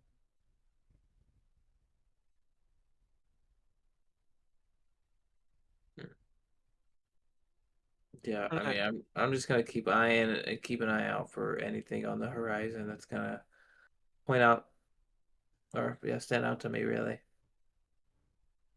So I got distracted by some drawings that were occurring on the fucking map. Because I mean, I was wondering who the fuck is doing them. I was like, that was me. If we're not even if we're not even near where we need to be, we need to just keep heading down. You got probably a day left on the boat. Yeah, we need to avoid conflict. Let me roll this dice and get this fucking boat moving. If we're all in agreement, let's get out of here. Yeah, we should go. I'll stop making shit suggestive art on the map. Go with the D20. Ooh! We'll take a 19. Ooh! You grab the mast, and the wind's a little stronger this time, so it kind of pulls you along the deck for a second, and you plant your feet and rear back, and you pull the sails back down. You're able to approach into Oklahoma, or what used to be Oklahoma. Oklahoma. You all begin to see a small village take place, and you see a boat dock in kind of a part of town where it looks like there's a place to store vessels of this size. This place is called New Muskegee. The sun is setting in the distance as you all begin to port up. Port workers and dock workers begin to come up to your boat, and they throw out ropes to you so that you can start tying it down so that they can pull the boat closer to the shore and kind of anchor it where it needs to be. And as you all kind of into the dock, voice from down on the wood says, we have a docking fee. I've never seen you all here before, but there is a fee. We don't just allow people to park here for free, but it's very cheap. There's mead, places to sleep. There's many things that you can need here. We just ask that you pay the price and you do what you can to help while you're here. Welcome to New Muskegee. How much is that fee? It's how long do you think you'll be here? That's a good question. How much for 2 days? 1 gold. One gold will be fine. You got that? We can. Yeah. Pass the piece. You flick the gold off, and they pull out a makeshift ramp that kind of just clicks up to the side of the boat, and you all can come on down off the boat and get down onto the dock. You all are where this red mark is. I'll plop y'all in. H1 grabbing Lewis as you all get off of the boat. You're all right around here.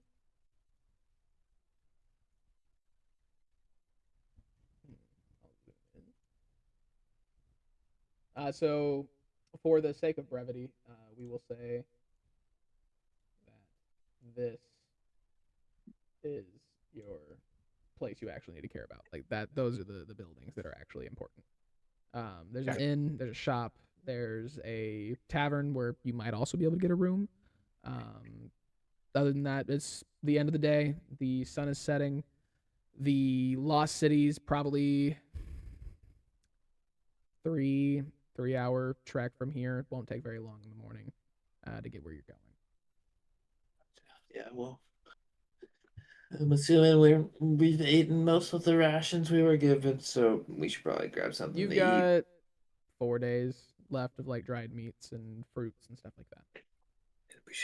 We should head to the tavern and try and find something to eat, something to drink, and find an inn accordingly. I agree. All right. The inn is Walk going on to be this. Remember, I don't right eat or drink anything, so. Yeah, well, we gotta feed your fucking homeboy that your backpack. Yeah, he's basically my Nezuko right now. You all approach a building that says Wayside Inn on the outside.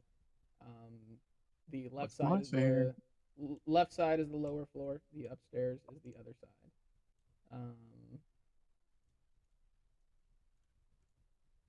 You all walk in through this door right here. Cool. As you walk in, you see fairly put together tables and chairs. A large table for more of like a meeting is sitting there. You see a couple of different patrons sitting, alongside the walls with the fire. A couple people sitting down at tables trying to eat and drink for the evening.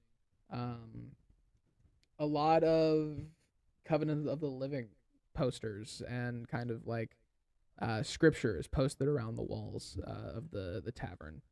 You recall the Covenant of the Living, their logo is a very small triangle, but inside of it is a cross, and on the center of that cross there is just one single grape. They believe in a simple belief that the world is ever living and changing the same way that we are, and that the Zero event was just the evolution of the Earth, the same way that people evolve and grow. They live off the water. They live off of the nature around them. You can all recall the fishing boats that you saw pulling into the New Muskegee dock, and the way that the port and the dock area is definitely the busiest part of town, even at night whenever you guys got there. You can begin to put together that this is a very amphibious folk. They rely on the water and they rely on it to feed themselves, to make money, to do all of those things. As you walk into the bar proper, or the bar area of this inn, there's a large orcish fellow, probably 6'2", standing behind the bar, wiping it down ever so gently. There's a couple of taverns sitting across to the side that are probably dirty. And then you notice a small goblin figure off to a table to the left, and then a couple of people who are sitting at a table in the far corner. As you kind of crest around the entrance, the barkeep kind of looks at you and goes, welcome in. We got rooms, and we got drink and food, and really whatever you could need. Never seen your faces before. Welcome to Muskegee. Appreciate it. Yeah, we just were looking for some food, possibly. What's the size of the rooms you got? We've got a mix of rooms. We got a couple of different co-bunks. We got a one room with 3 beds in it. Got a couple of singles and I think a double. Okay. How many we got? I can take a room with Silas over here. Get the double. So that nobody else feels uneasy. Yeah, we'll take the. I'm gonna look at Groban when I say that. Take the 3-man and the 2-man. All right. That'll be call it 5 gold. I'll toss him 2. I'll throw 3. Food and drink. We believe we are serving a fish stew for the evening. We've got ale, beer, rum, water, your basics. Understood. We good to go then? Yep. Yeah, I'm gonna take Lewis up. Here's the keys Lewis to your up room. double. Being around. How much for a round of the ale? I know Bellamy wants some. I want some. H1, could you drink? First round and the meal is included with your room. I could splash Thank some you. on my face. Okay, don't give some to the robot. It is just wasted. Yeah, it would be a waste indeed. I Thank can you, take sir. the robots. I can You take... said you put Lewis up in the room. Yeah, we'll just put him up in. He gets the chair. H1 gets the chair. I can sleep standing up. Yeah, I know. Shuffle over to a table.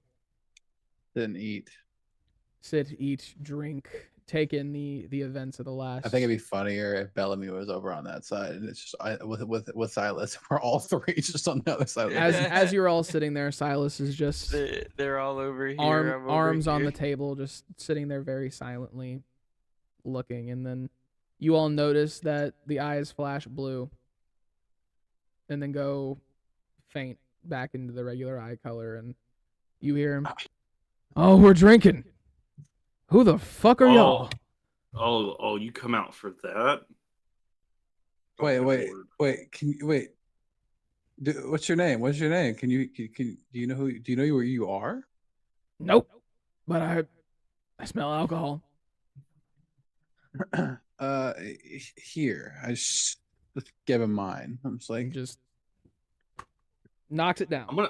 I'm gonna turn to Noctis. What's his name? I'm gonna be like, I think he can take control when there's alcohol around. That's gonna be very useful. That might be very useful. So let's carry some alcohol. I don't know if that's an effective strat. We'll workshop that. Yeah, we're gonna have to test that out. We'll have to run some tests on that. Yeah, I'm just watching. So you sir are not aware of anything that has happened over the past couple of days while we've been on a boat traveling through the country? Nope, sounds like kidnap, but you gave me alcohol. I don't care. Technically, it's not kidnap because you did come willingly. Don't remember that. Is it willingly fit? Okay. Yeah, I'm not gonna get into the logistics. Yeah, well, we won't get into the logistics, but let's just know we're having fun. I'm down for fun. Alcohol. Do you want some fish soup? Sure. We already bought your room, so you're all set to go. Y'all are nice. You're actually bunking with me, buddy. Okay. Name's What's your name? Name's Bellamy. All right, Bellamy. Just looking Thank at you. Noctis, like just.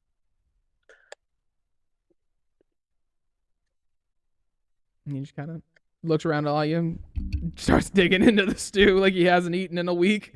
Yeah, because we didn't tell the spirit that it needed food too. Oh fuck! No, we just told him he needed sleep. As homeboy took a shit in a week. Back to the white elders, Starts bro. chowing down on the fish stew. The It's fucking bowels finishes the drink and just keeps going. He slams like a platinum down on the table and just more. And the barkeep runs over and just okay and slides the platinum off the table and pockets it really quickly. Comes back to the table. Brings out a fucking keg. Just a massive pot of fish stew and fucking pulls out like 3 bottles and just places it down on the table. I grab one. I just flip the top off. What's your name? You've just been going by Stylus. Do you have like a different name, or is that your name? No, that's my name. Hell yeah. Okay. That's who I am.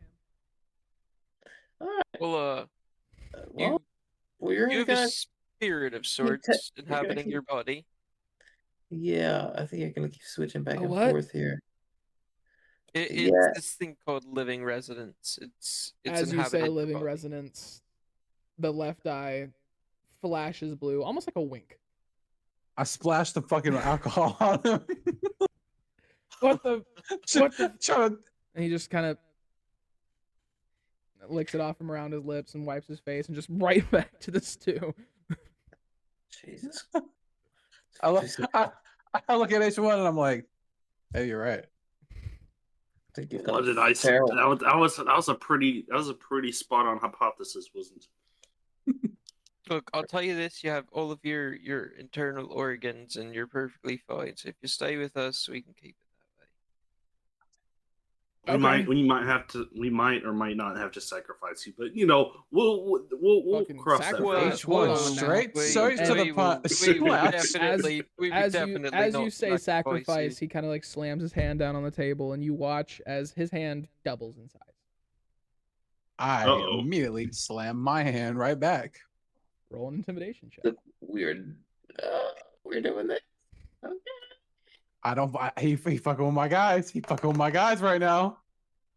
Bro, I was just joking, but dude, I thought you got you got an ED. Okay, God. Holy shit! This is not fair. What in the world? As you slam your hand down, Silas looks up at you, and his arm shrinks. He sits back down.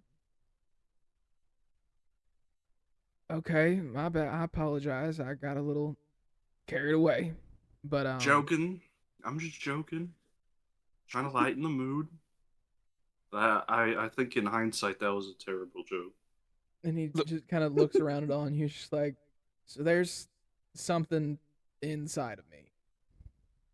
Oh yes. Pause, but yes. Oh yeah. There is most definitely something probably from a different world inside of you that is very intelligent.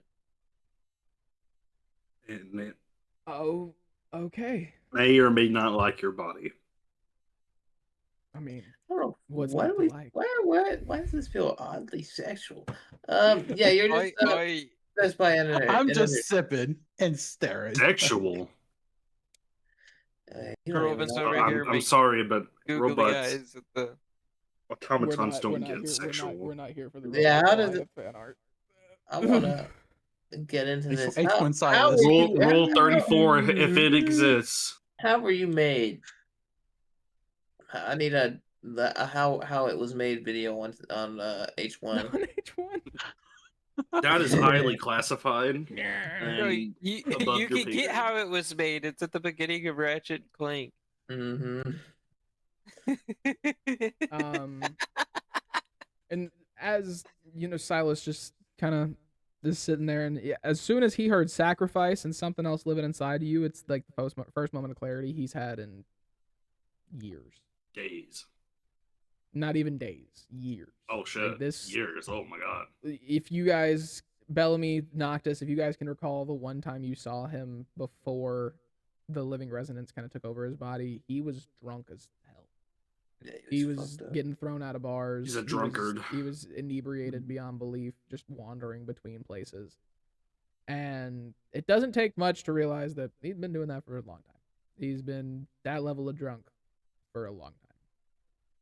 And as you talk about sacrifice and possession, old scars just kind of, not physically, but you can metaphysically kind of see there's something that's kind of triggered in his brain.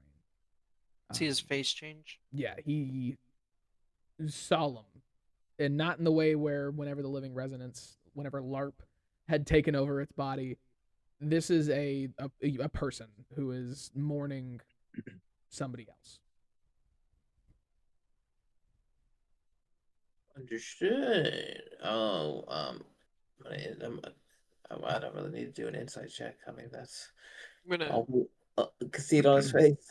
I'm gonna talk to him. I'll be like, listen, you've probably been through your own bit of pain, and I remember seeing it in the streets where all you did was get thrown out of bars. But we're here for you, and to help you, or whatever's inside of you, get out of you safely. We are friends, not foes, and we only have your best interests at heart. That being said, we are taking you to the heart of danger. What now? And he kind of cracks his back and shuffles his shoulders, and that's where I do the best. Sounds good to me. And That's pretty surprisingly easy. Okay. puts his drink down, pushes the stew to the side. You all said you had a room for me? Yeah, you're gonna be rooming with me.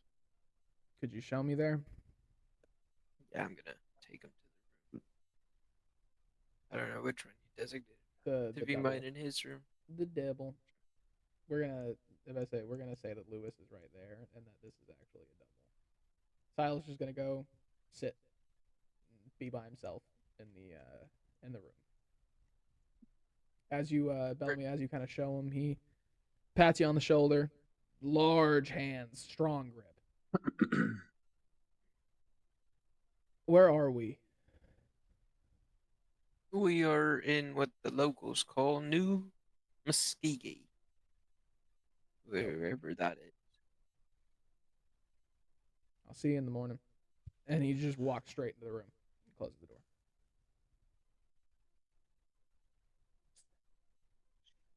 I address the group. I'm like, what do we think of him? I think we should keep an eye on him. I like the guy. Especially now. Make sure he doesn't dip out. I don't.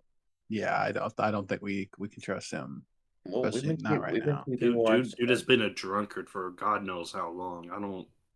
We've been keeping watch every night. We can do the same. Someone just keep an eye. You're bunking with them, well, Bellamy's not with us.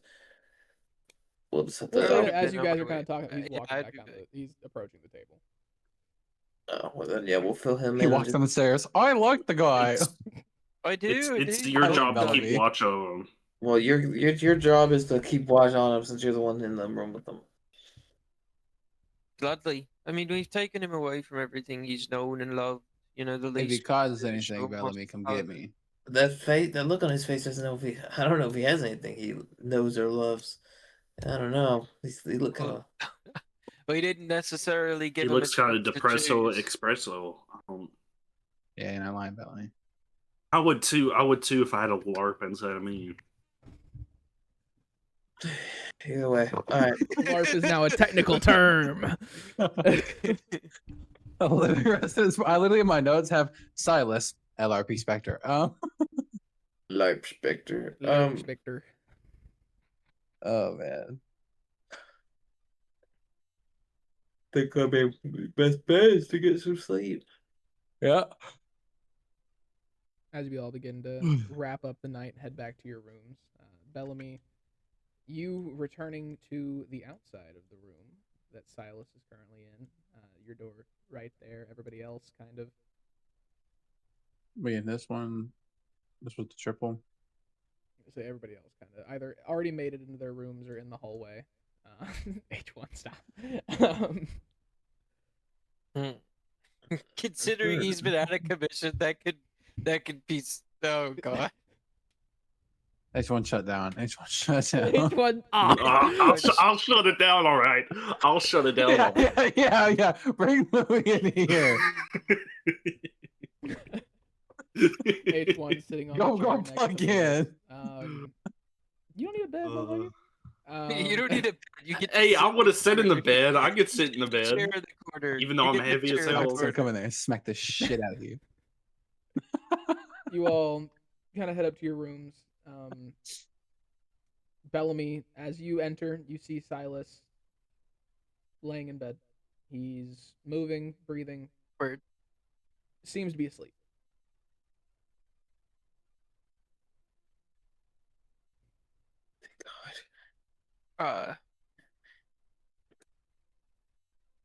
So the living I want to try and talk to the living resonance pod, not Silas. Okay, you want to try? You ain't trying to put him back? How do you plan to summon LARP from a sleeping Silas? Yo, LARP, wake up. Resonance energy. I don't necessarily know if you even have a name. Is there any way that you could speak to me so we could go over how to take care of this body a little better? Before it was just a random person, but now I feel like we're getting to a point where we need to start teaching you how to treat it with respect and not kill the guy. Roll a d20 for me. And while you do that, what's everybody else doing? Are you all just laying down for bed, getting ready to tuck her in for the evening? I'm not. Robin's honk schnooing, bro. Like, I'm schnooing. Not. What'd you get? A 16. Nothing good. Nothing bad. It's kind of like. Silas sits up. Oh, that actually worked. I kind of groggy. No. I'm sorry. Were you talking to me?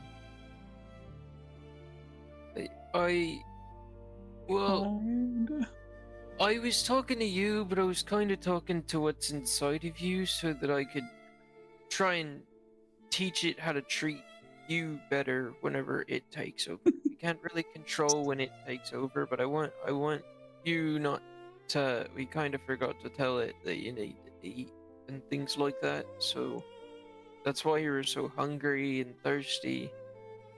So I kind of wanted to do you a solid by trying to help it out.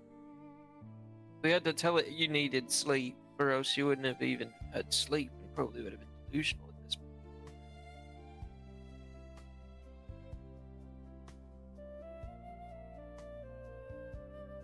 You said your name was Bellamy, right? Bellamy Ashsong,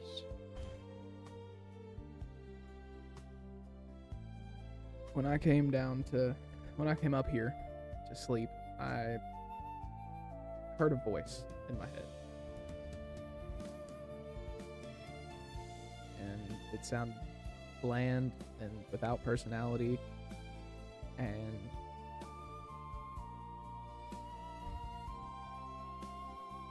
didn't say anything that meant anything, but it said it was sorry, and that whatever comes isn't my fault. Is it your fault or its fault? Isn't my fault. I assume it was meant me. I don't know what is inside of me at this point. You guys have said it's some type of energy. I don't know anything about that. I'm scared. And we're talking about sacrifices and things that might have to happen, and it's reminded me of some things that I did in the past. And if there comes a time where y'all gotta do whatever you gotta do to get rid of this thing that's inside of me, go for it.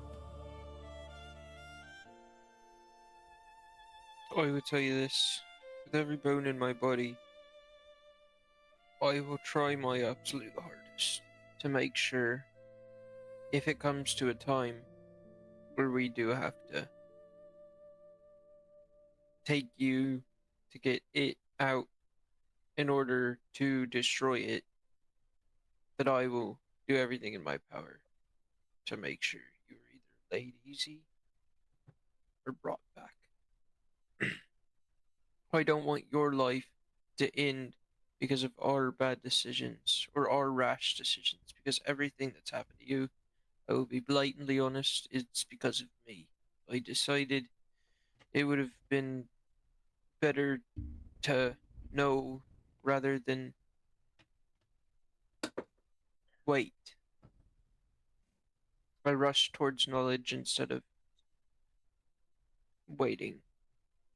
And I awoke something that I had no idea. The reality. Which is very unusual for me.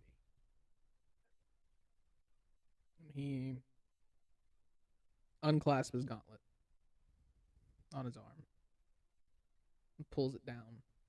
And you see, in where should be the palm lines of his hand, there is a orange ember-like glow coming from his hand.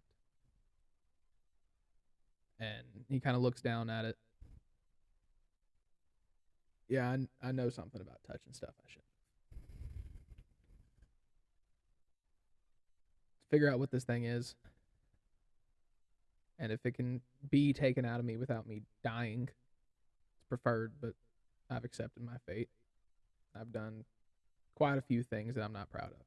So if it's time, it's time. Y'all do what's best for y'all. And he looks over at you as you begin to speak and just, nope. It's fine with me. He pulls his blanket back over his legs and begins to get comfortable back in bed. I'm gonna tell him as he goes down. No, and he can still hear me. Just say, if you need anything or if you need to talk, just to get anything off your chest, I'm always here. Thank you, Bellamy.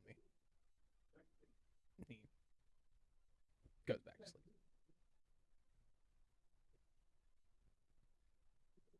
I'll lay down as well. Obviously. With that, there is a new day. Spell slots, long rest, all that good jazz. You all wake up, and Bellamy, you notice as you wake up that Silas is standing out on the balcony of the room that you all are in. He's just looking over he's just looking over the city, taking in the views of New Muskegee, and he looks familiar with the location and where you're at. And that solemn look from the night before has not left his face. So he looks like with familiarity of New Muskegee? He's looking towards the edge of city, trying to just piece together exactly where he's at. Oh, okay. So not like he's got. I'm gonna ask him how he slept. Had weird dreams.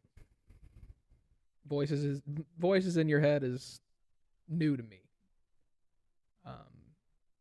But it told me that you all seem more comfortable with me than you do with it. So, gonna take a back seat. and I guess I get to have my body back. Are you're able to communicate with it? Have you described how to treat a human, like I've been eating and asleep, drinking? to be honest, whenever it's talked to me. Never while I've been awake, but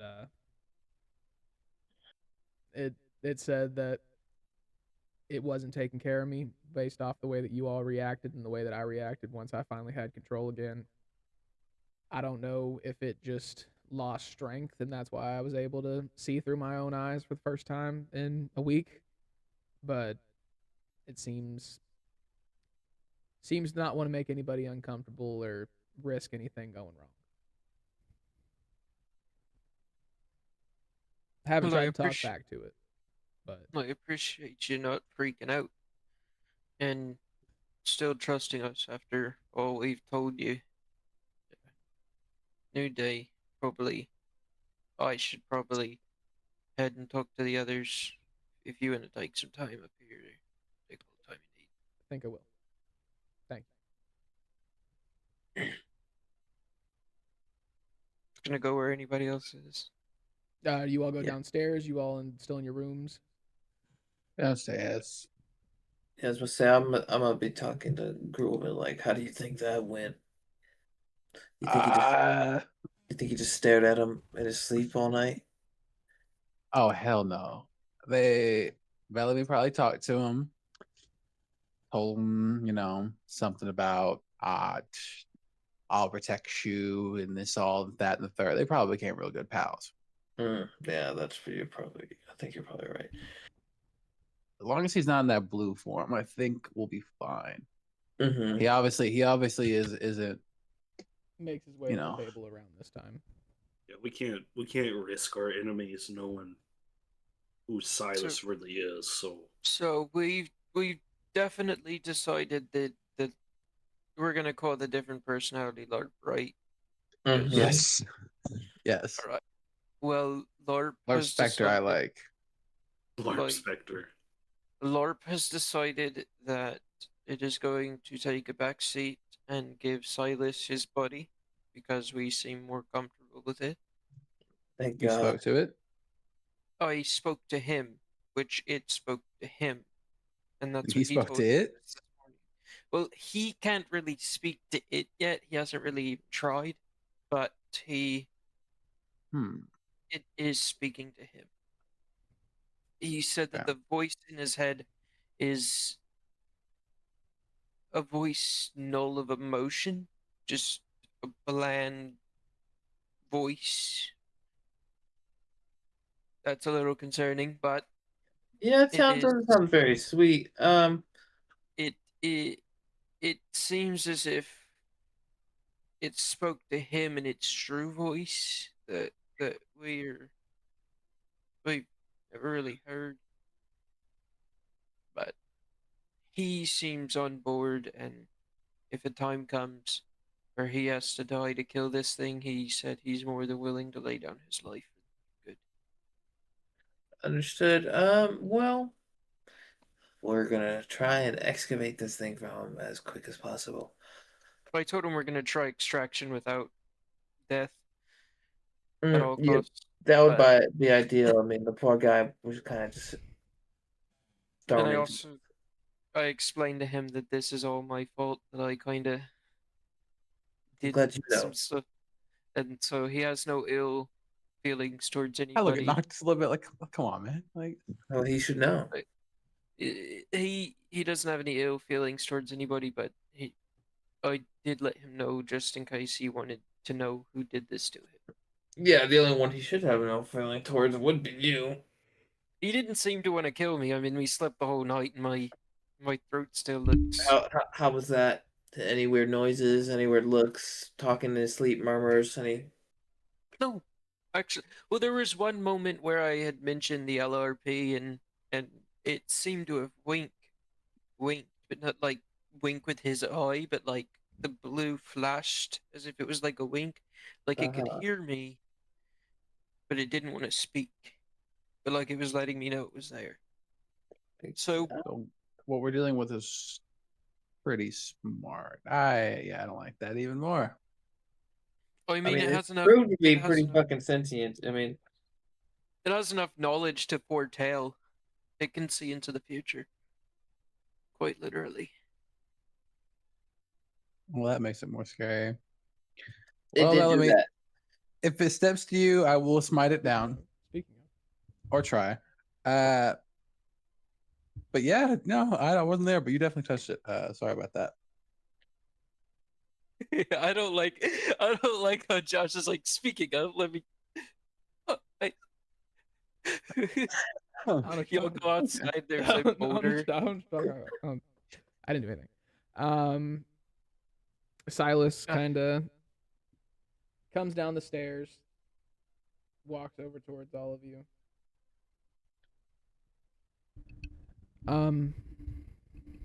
So I don't know where we're headed, but if we're in New Muskegee, I assume we're headed to the Lost City, right?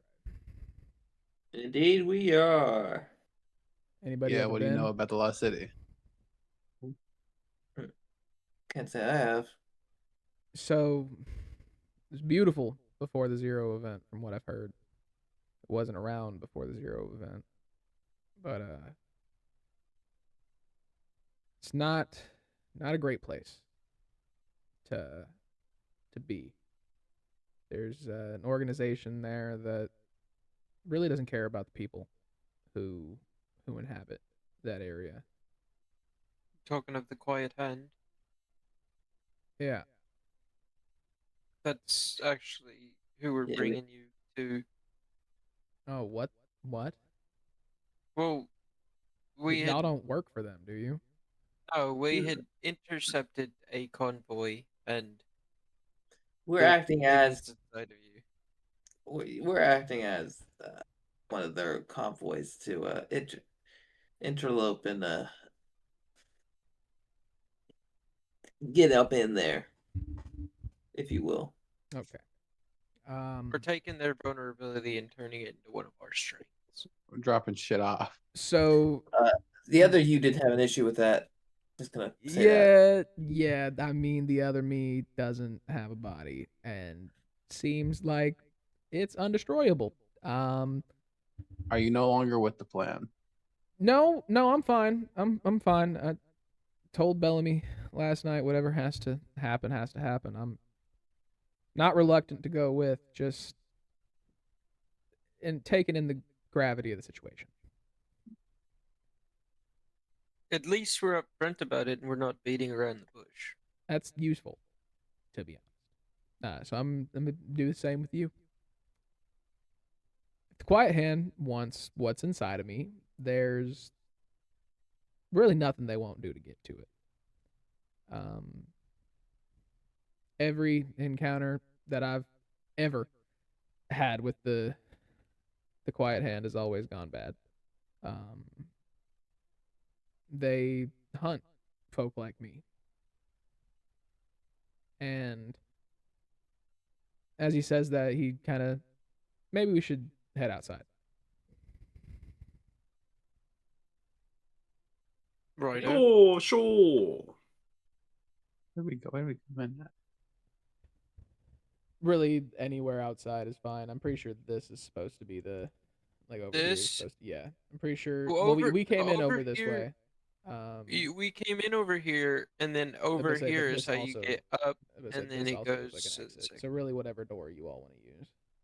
This is an entrance to the other side. Okay, we'll go up there. We'll make sure Lewis is with H1.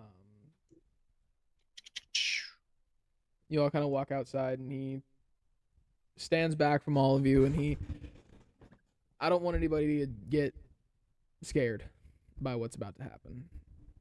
And he's gonna burn a rage charge. And he and his clothing just double. Everything. He is now 13 feet tall. He is large in stature. It's a big boy. What's up, big motherfucker? I'm gonna turn to Grove and I'm gonna be like, I told you he was taller. And he I kind of gets down on one knee in front of all of you, and he's just,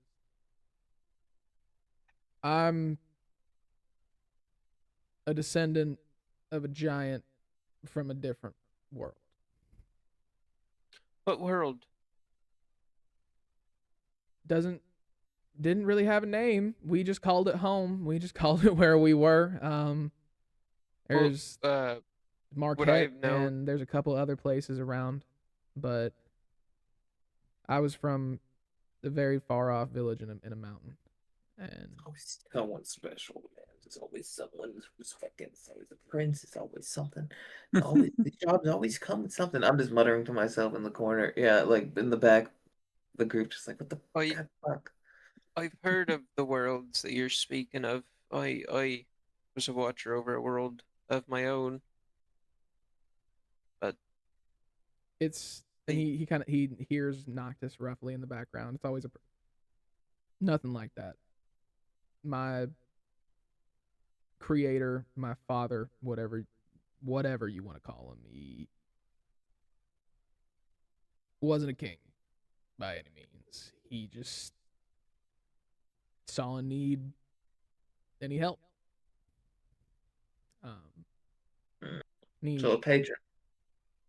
Swords. Okay. Shrinks back down. Regular size. The Quiet Hand, and quite frankly, a couple other organizations would see me dead. Just because I'm different. And now this thing's inside of me. Seems like that's worse. So, as long as y'all are ready for what comes with traveling with me, I'll do whatever you need me to do. We've experienced quite a lot already. I'm sure we can handle it. As long as you're ready for the fight up ahead, I think we'll be perfectly fine. We can handle ourselves pretty well. Fighting's what I'm good at. That'll be the easy part. Not gonna lie, I've gotten shot like 3 times. Just trying to get what's in you out.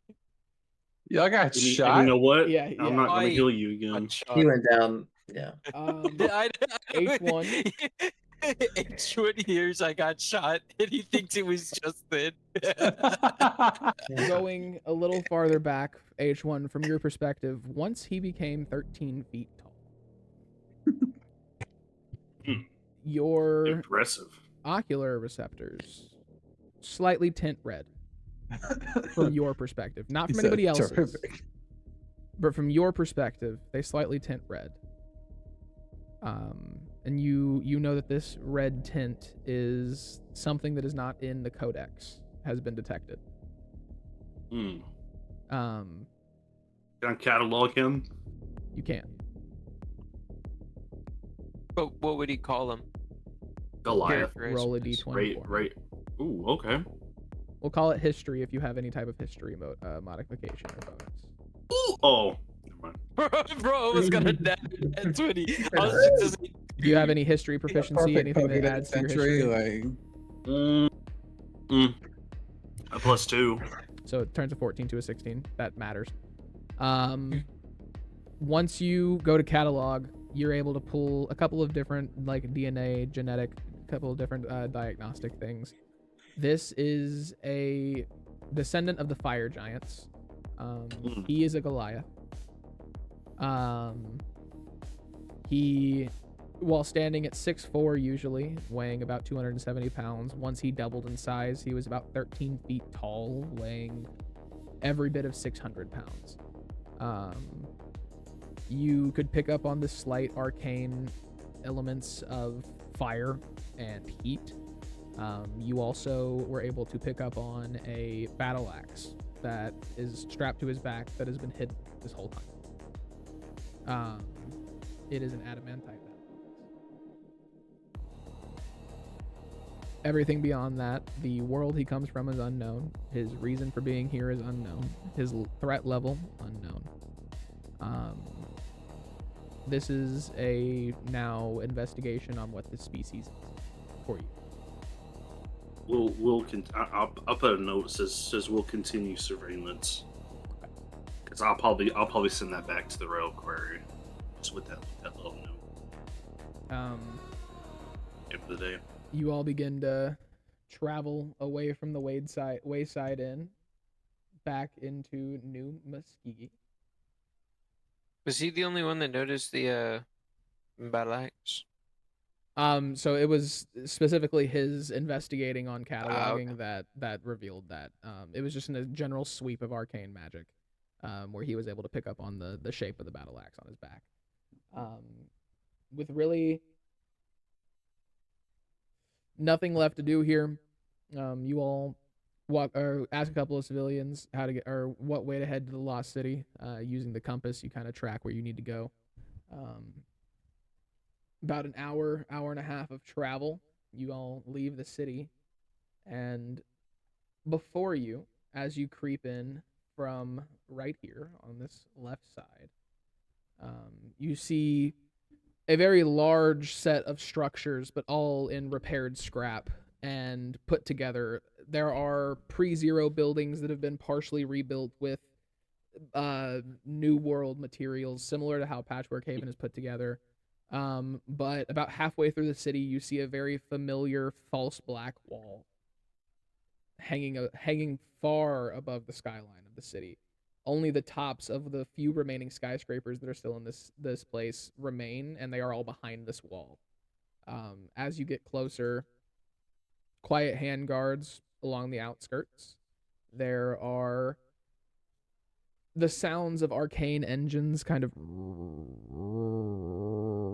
through the town, and you see a set of two all-black figures wearing a simple patch on leather that says Lost, and they are riding, think Mad Max motorcycles.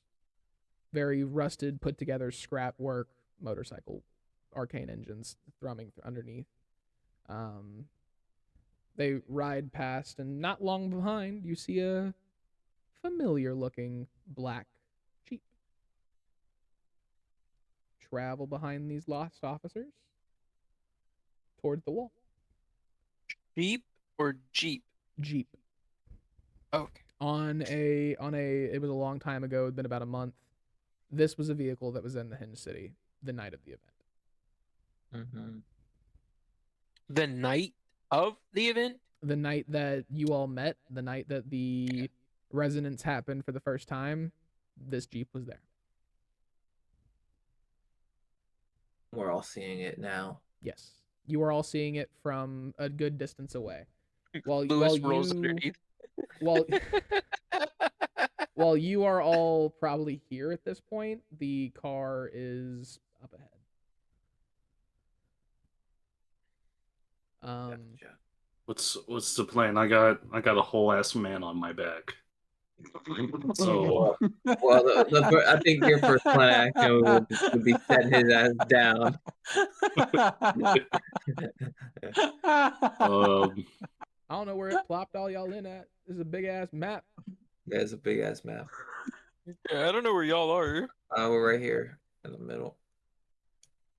Oh shit, y'all are tiny as fuck. I was like, we're tiny as hell, bro. I can select all of you and move you. This map is big as fuck. Yes. There you go. Now I'm down there. So you're all about here. You're seeing the car coming from probably this direction, like looking through the buildings and stuff like that. It's moving towards us.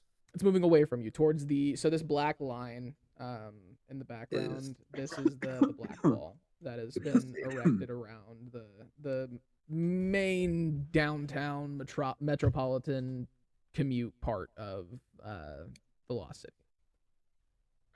I don't have. Yeah, I don't have anything I can really do. I'm just gonna acknowledge. Okay. There's the spells. See, I don't have any spells that would really come in handy here. It's probably 300. Most I can do is jump. I mean, all I could really do is command the driver to stop. Yeah, but we're not even close. It's moving away. Yeah. Yeah, he's not within the 60 feet. You notice as the lost officers pass, people kind of hide. They go into their houses. They go into alleys. They try and just get away from view. And then as the sound of the sound of the arcane engines passes, they all kind of come back out and resume what they were doing. You hear civilians chattering about this new group that has come into town and just seemingly taken over, new rules, new policies that have been put in place in the last few weeks. People in black uniforms, black military outfits with all types of different powers who have just kind of seized buildings and homes and just all types of shit from the civilians of the Lost City. You also see that the destruction of the Zero event's fairly imminent in this area. There's craters, there's holes, there's large, massive ruptures in the earth around you. There's buildings that seem to still be smoking and like they've never stopped smoking. There's all types of things that honestly give this place the look of a polar of the Hinged City, where magic is very looked well upon and used to repair what used to be there. This is a place seemingly devoid of magic, other than the arcane engines of the lost officers.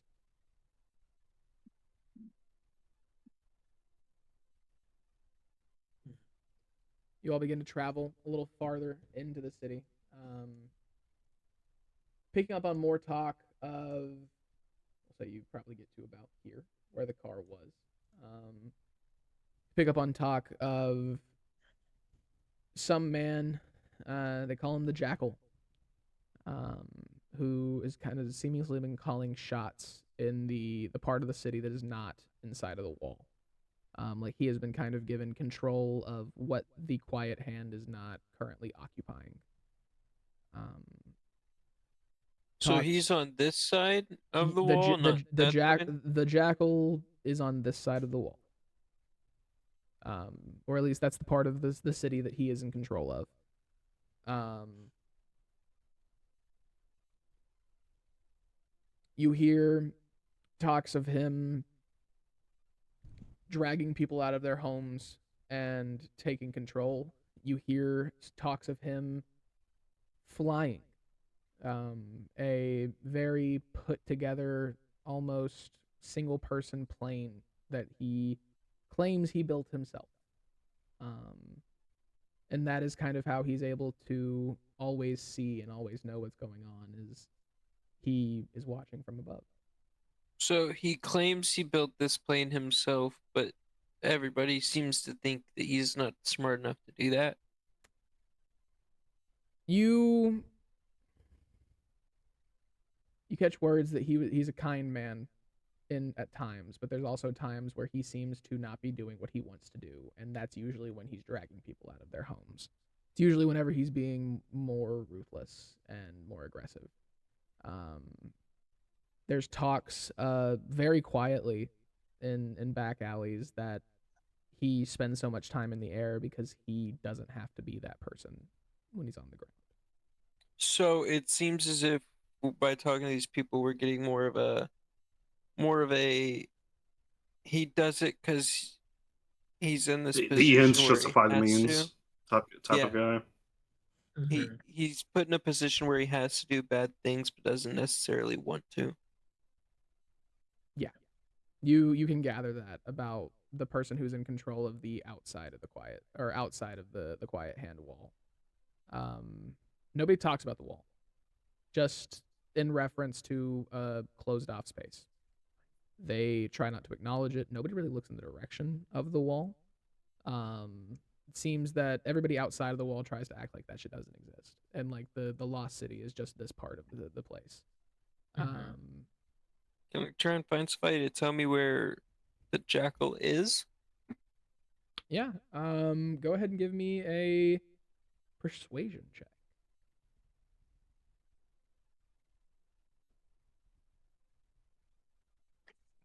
Checks.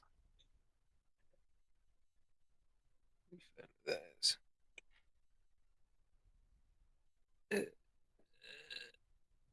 19 plus.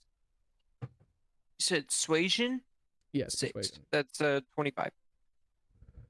You walk up to a smaller elderly lady. Obviously, with your history and the people that you know, and Evelyn, you gravitate towards the elderly. And she looks up at you and, hey, what can I do for you? We've been hearing words of a guide goes by the Jackal. I was wondering if you might be able to tell us where he usually You say the hangs Jackal, about. and she kind of shrivels up a little bit and then relaxes. No, he's not in the air right now, so I suppose that means he's probably at the airstrip or might be beyond. I don't know for sure. I'll just peek around the corner. Where is the airstrip, if you don't mind me? Oh, it's you go along straight down this road for just a little bit longer, and you take a left, and you just travel it until there's not so many buildings, and then you'll get out there. Okay, I appreciate you, ma'am. I'll look at Bellamy like I don't think she's our lady. I appreciate you giving us your time. I don't want you to get in trouble. You seem a little tense when I said the name, so we'll leave you to your own devices, and we'll take this information into consideration. She, as you walk away, grabs your arm and goes to shake your hand and kind of grabs your hand in both hands, and you just don't go lighting fires where you can't put them out. And then she creeps back off into her house. And as you open your hand, a little piece of paper.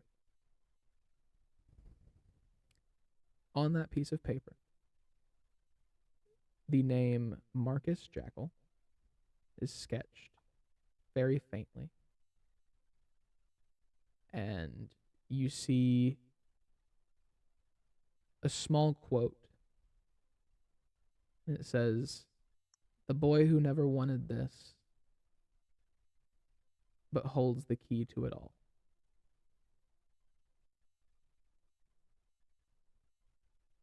You kind of take the note, put it back in your pocket.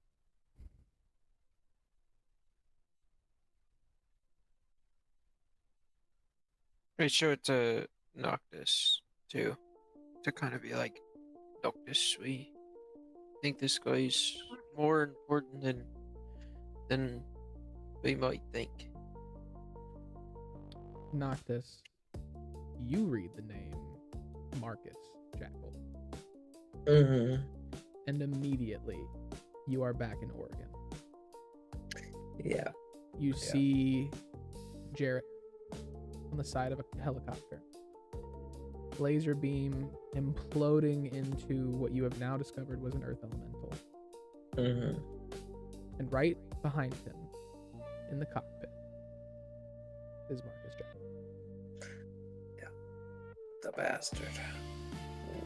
One of the men on my list. What you remember of Marcus? I'm gonna try and keep a poker face, not make a face in front of Bellamy. What you remember about Marcus is that he took orders better than anybody. Whether he wanted to or not, orders were orders. And when those orders came from Jarrett, he did not disobey.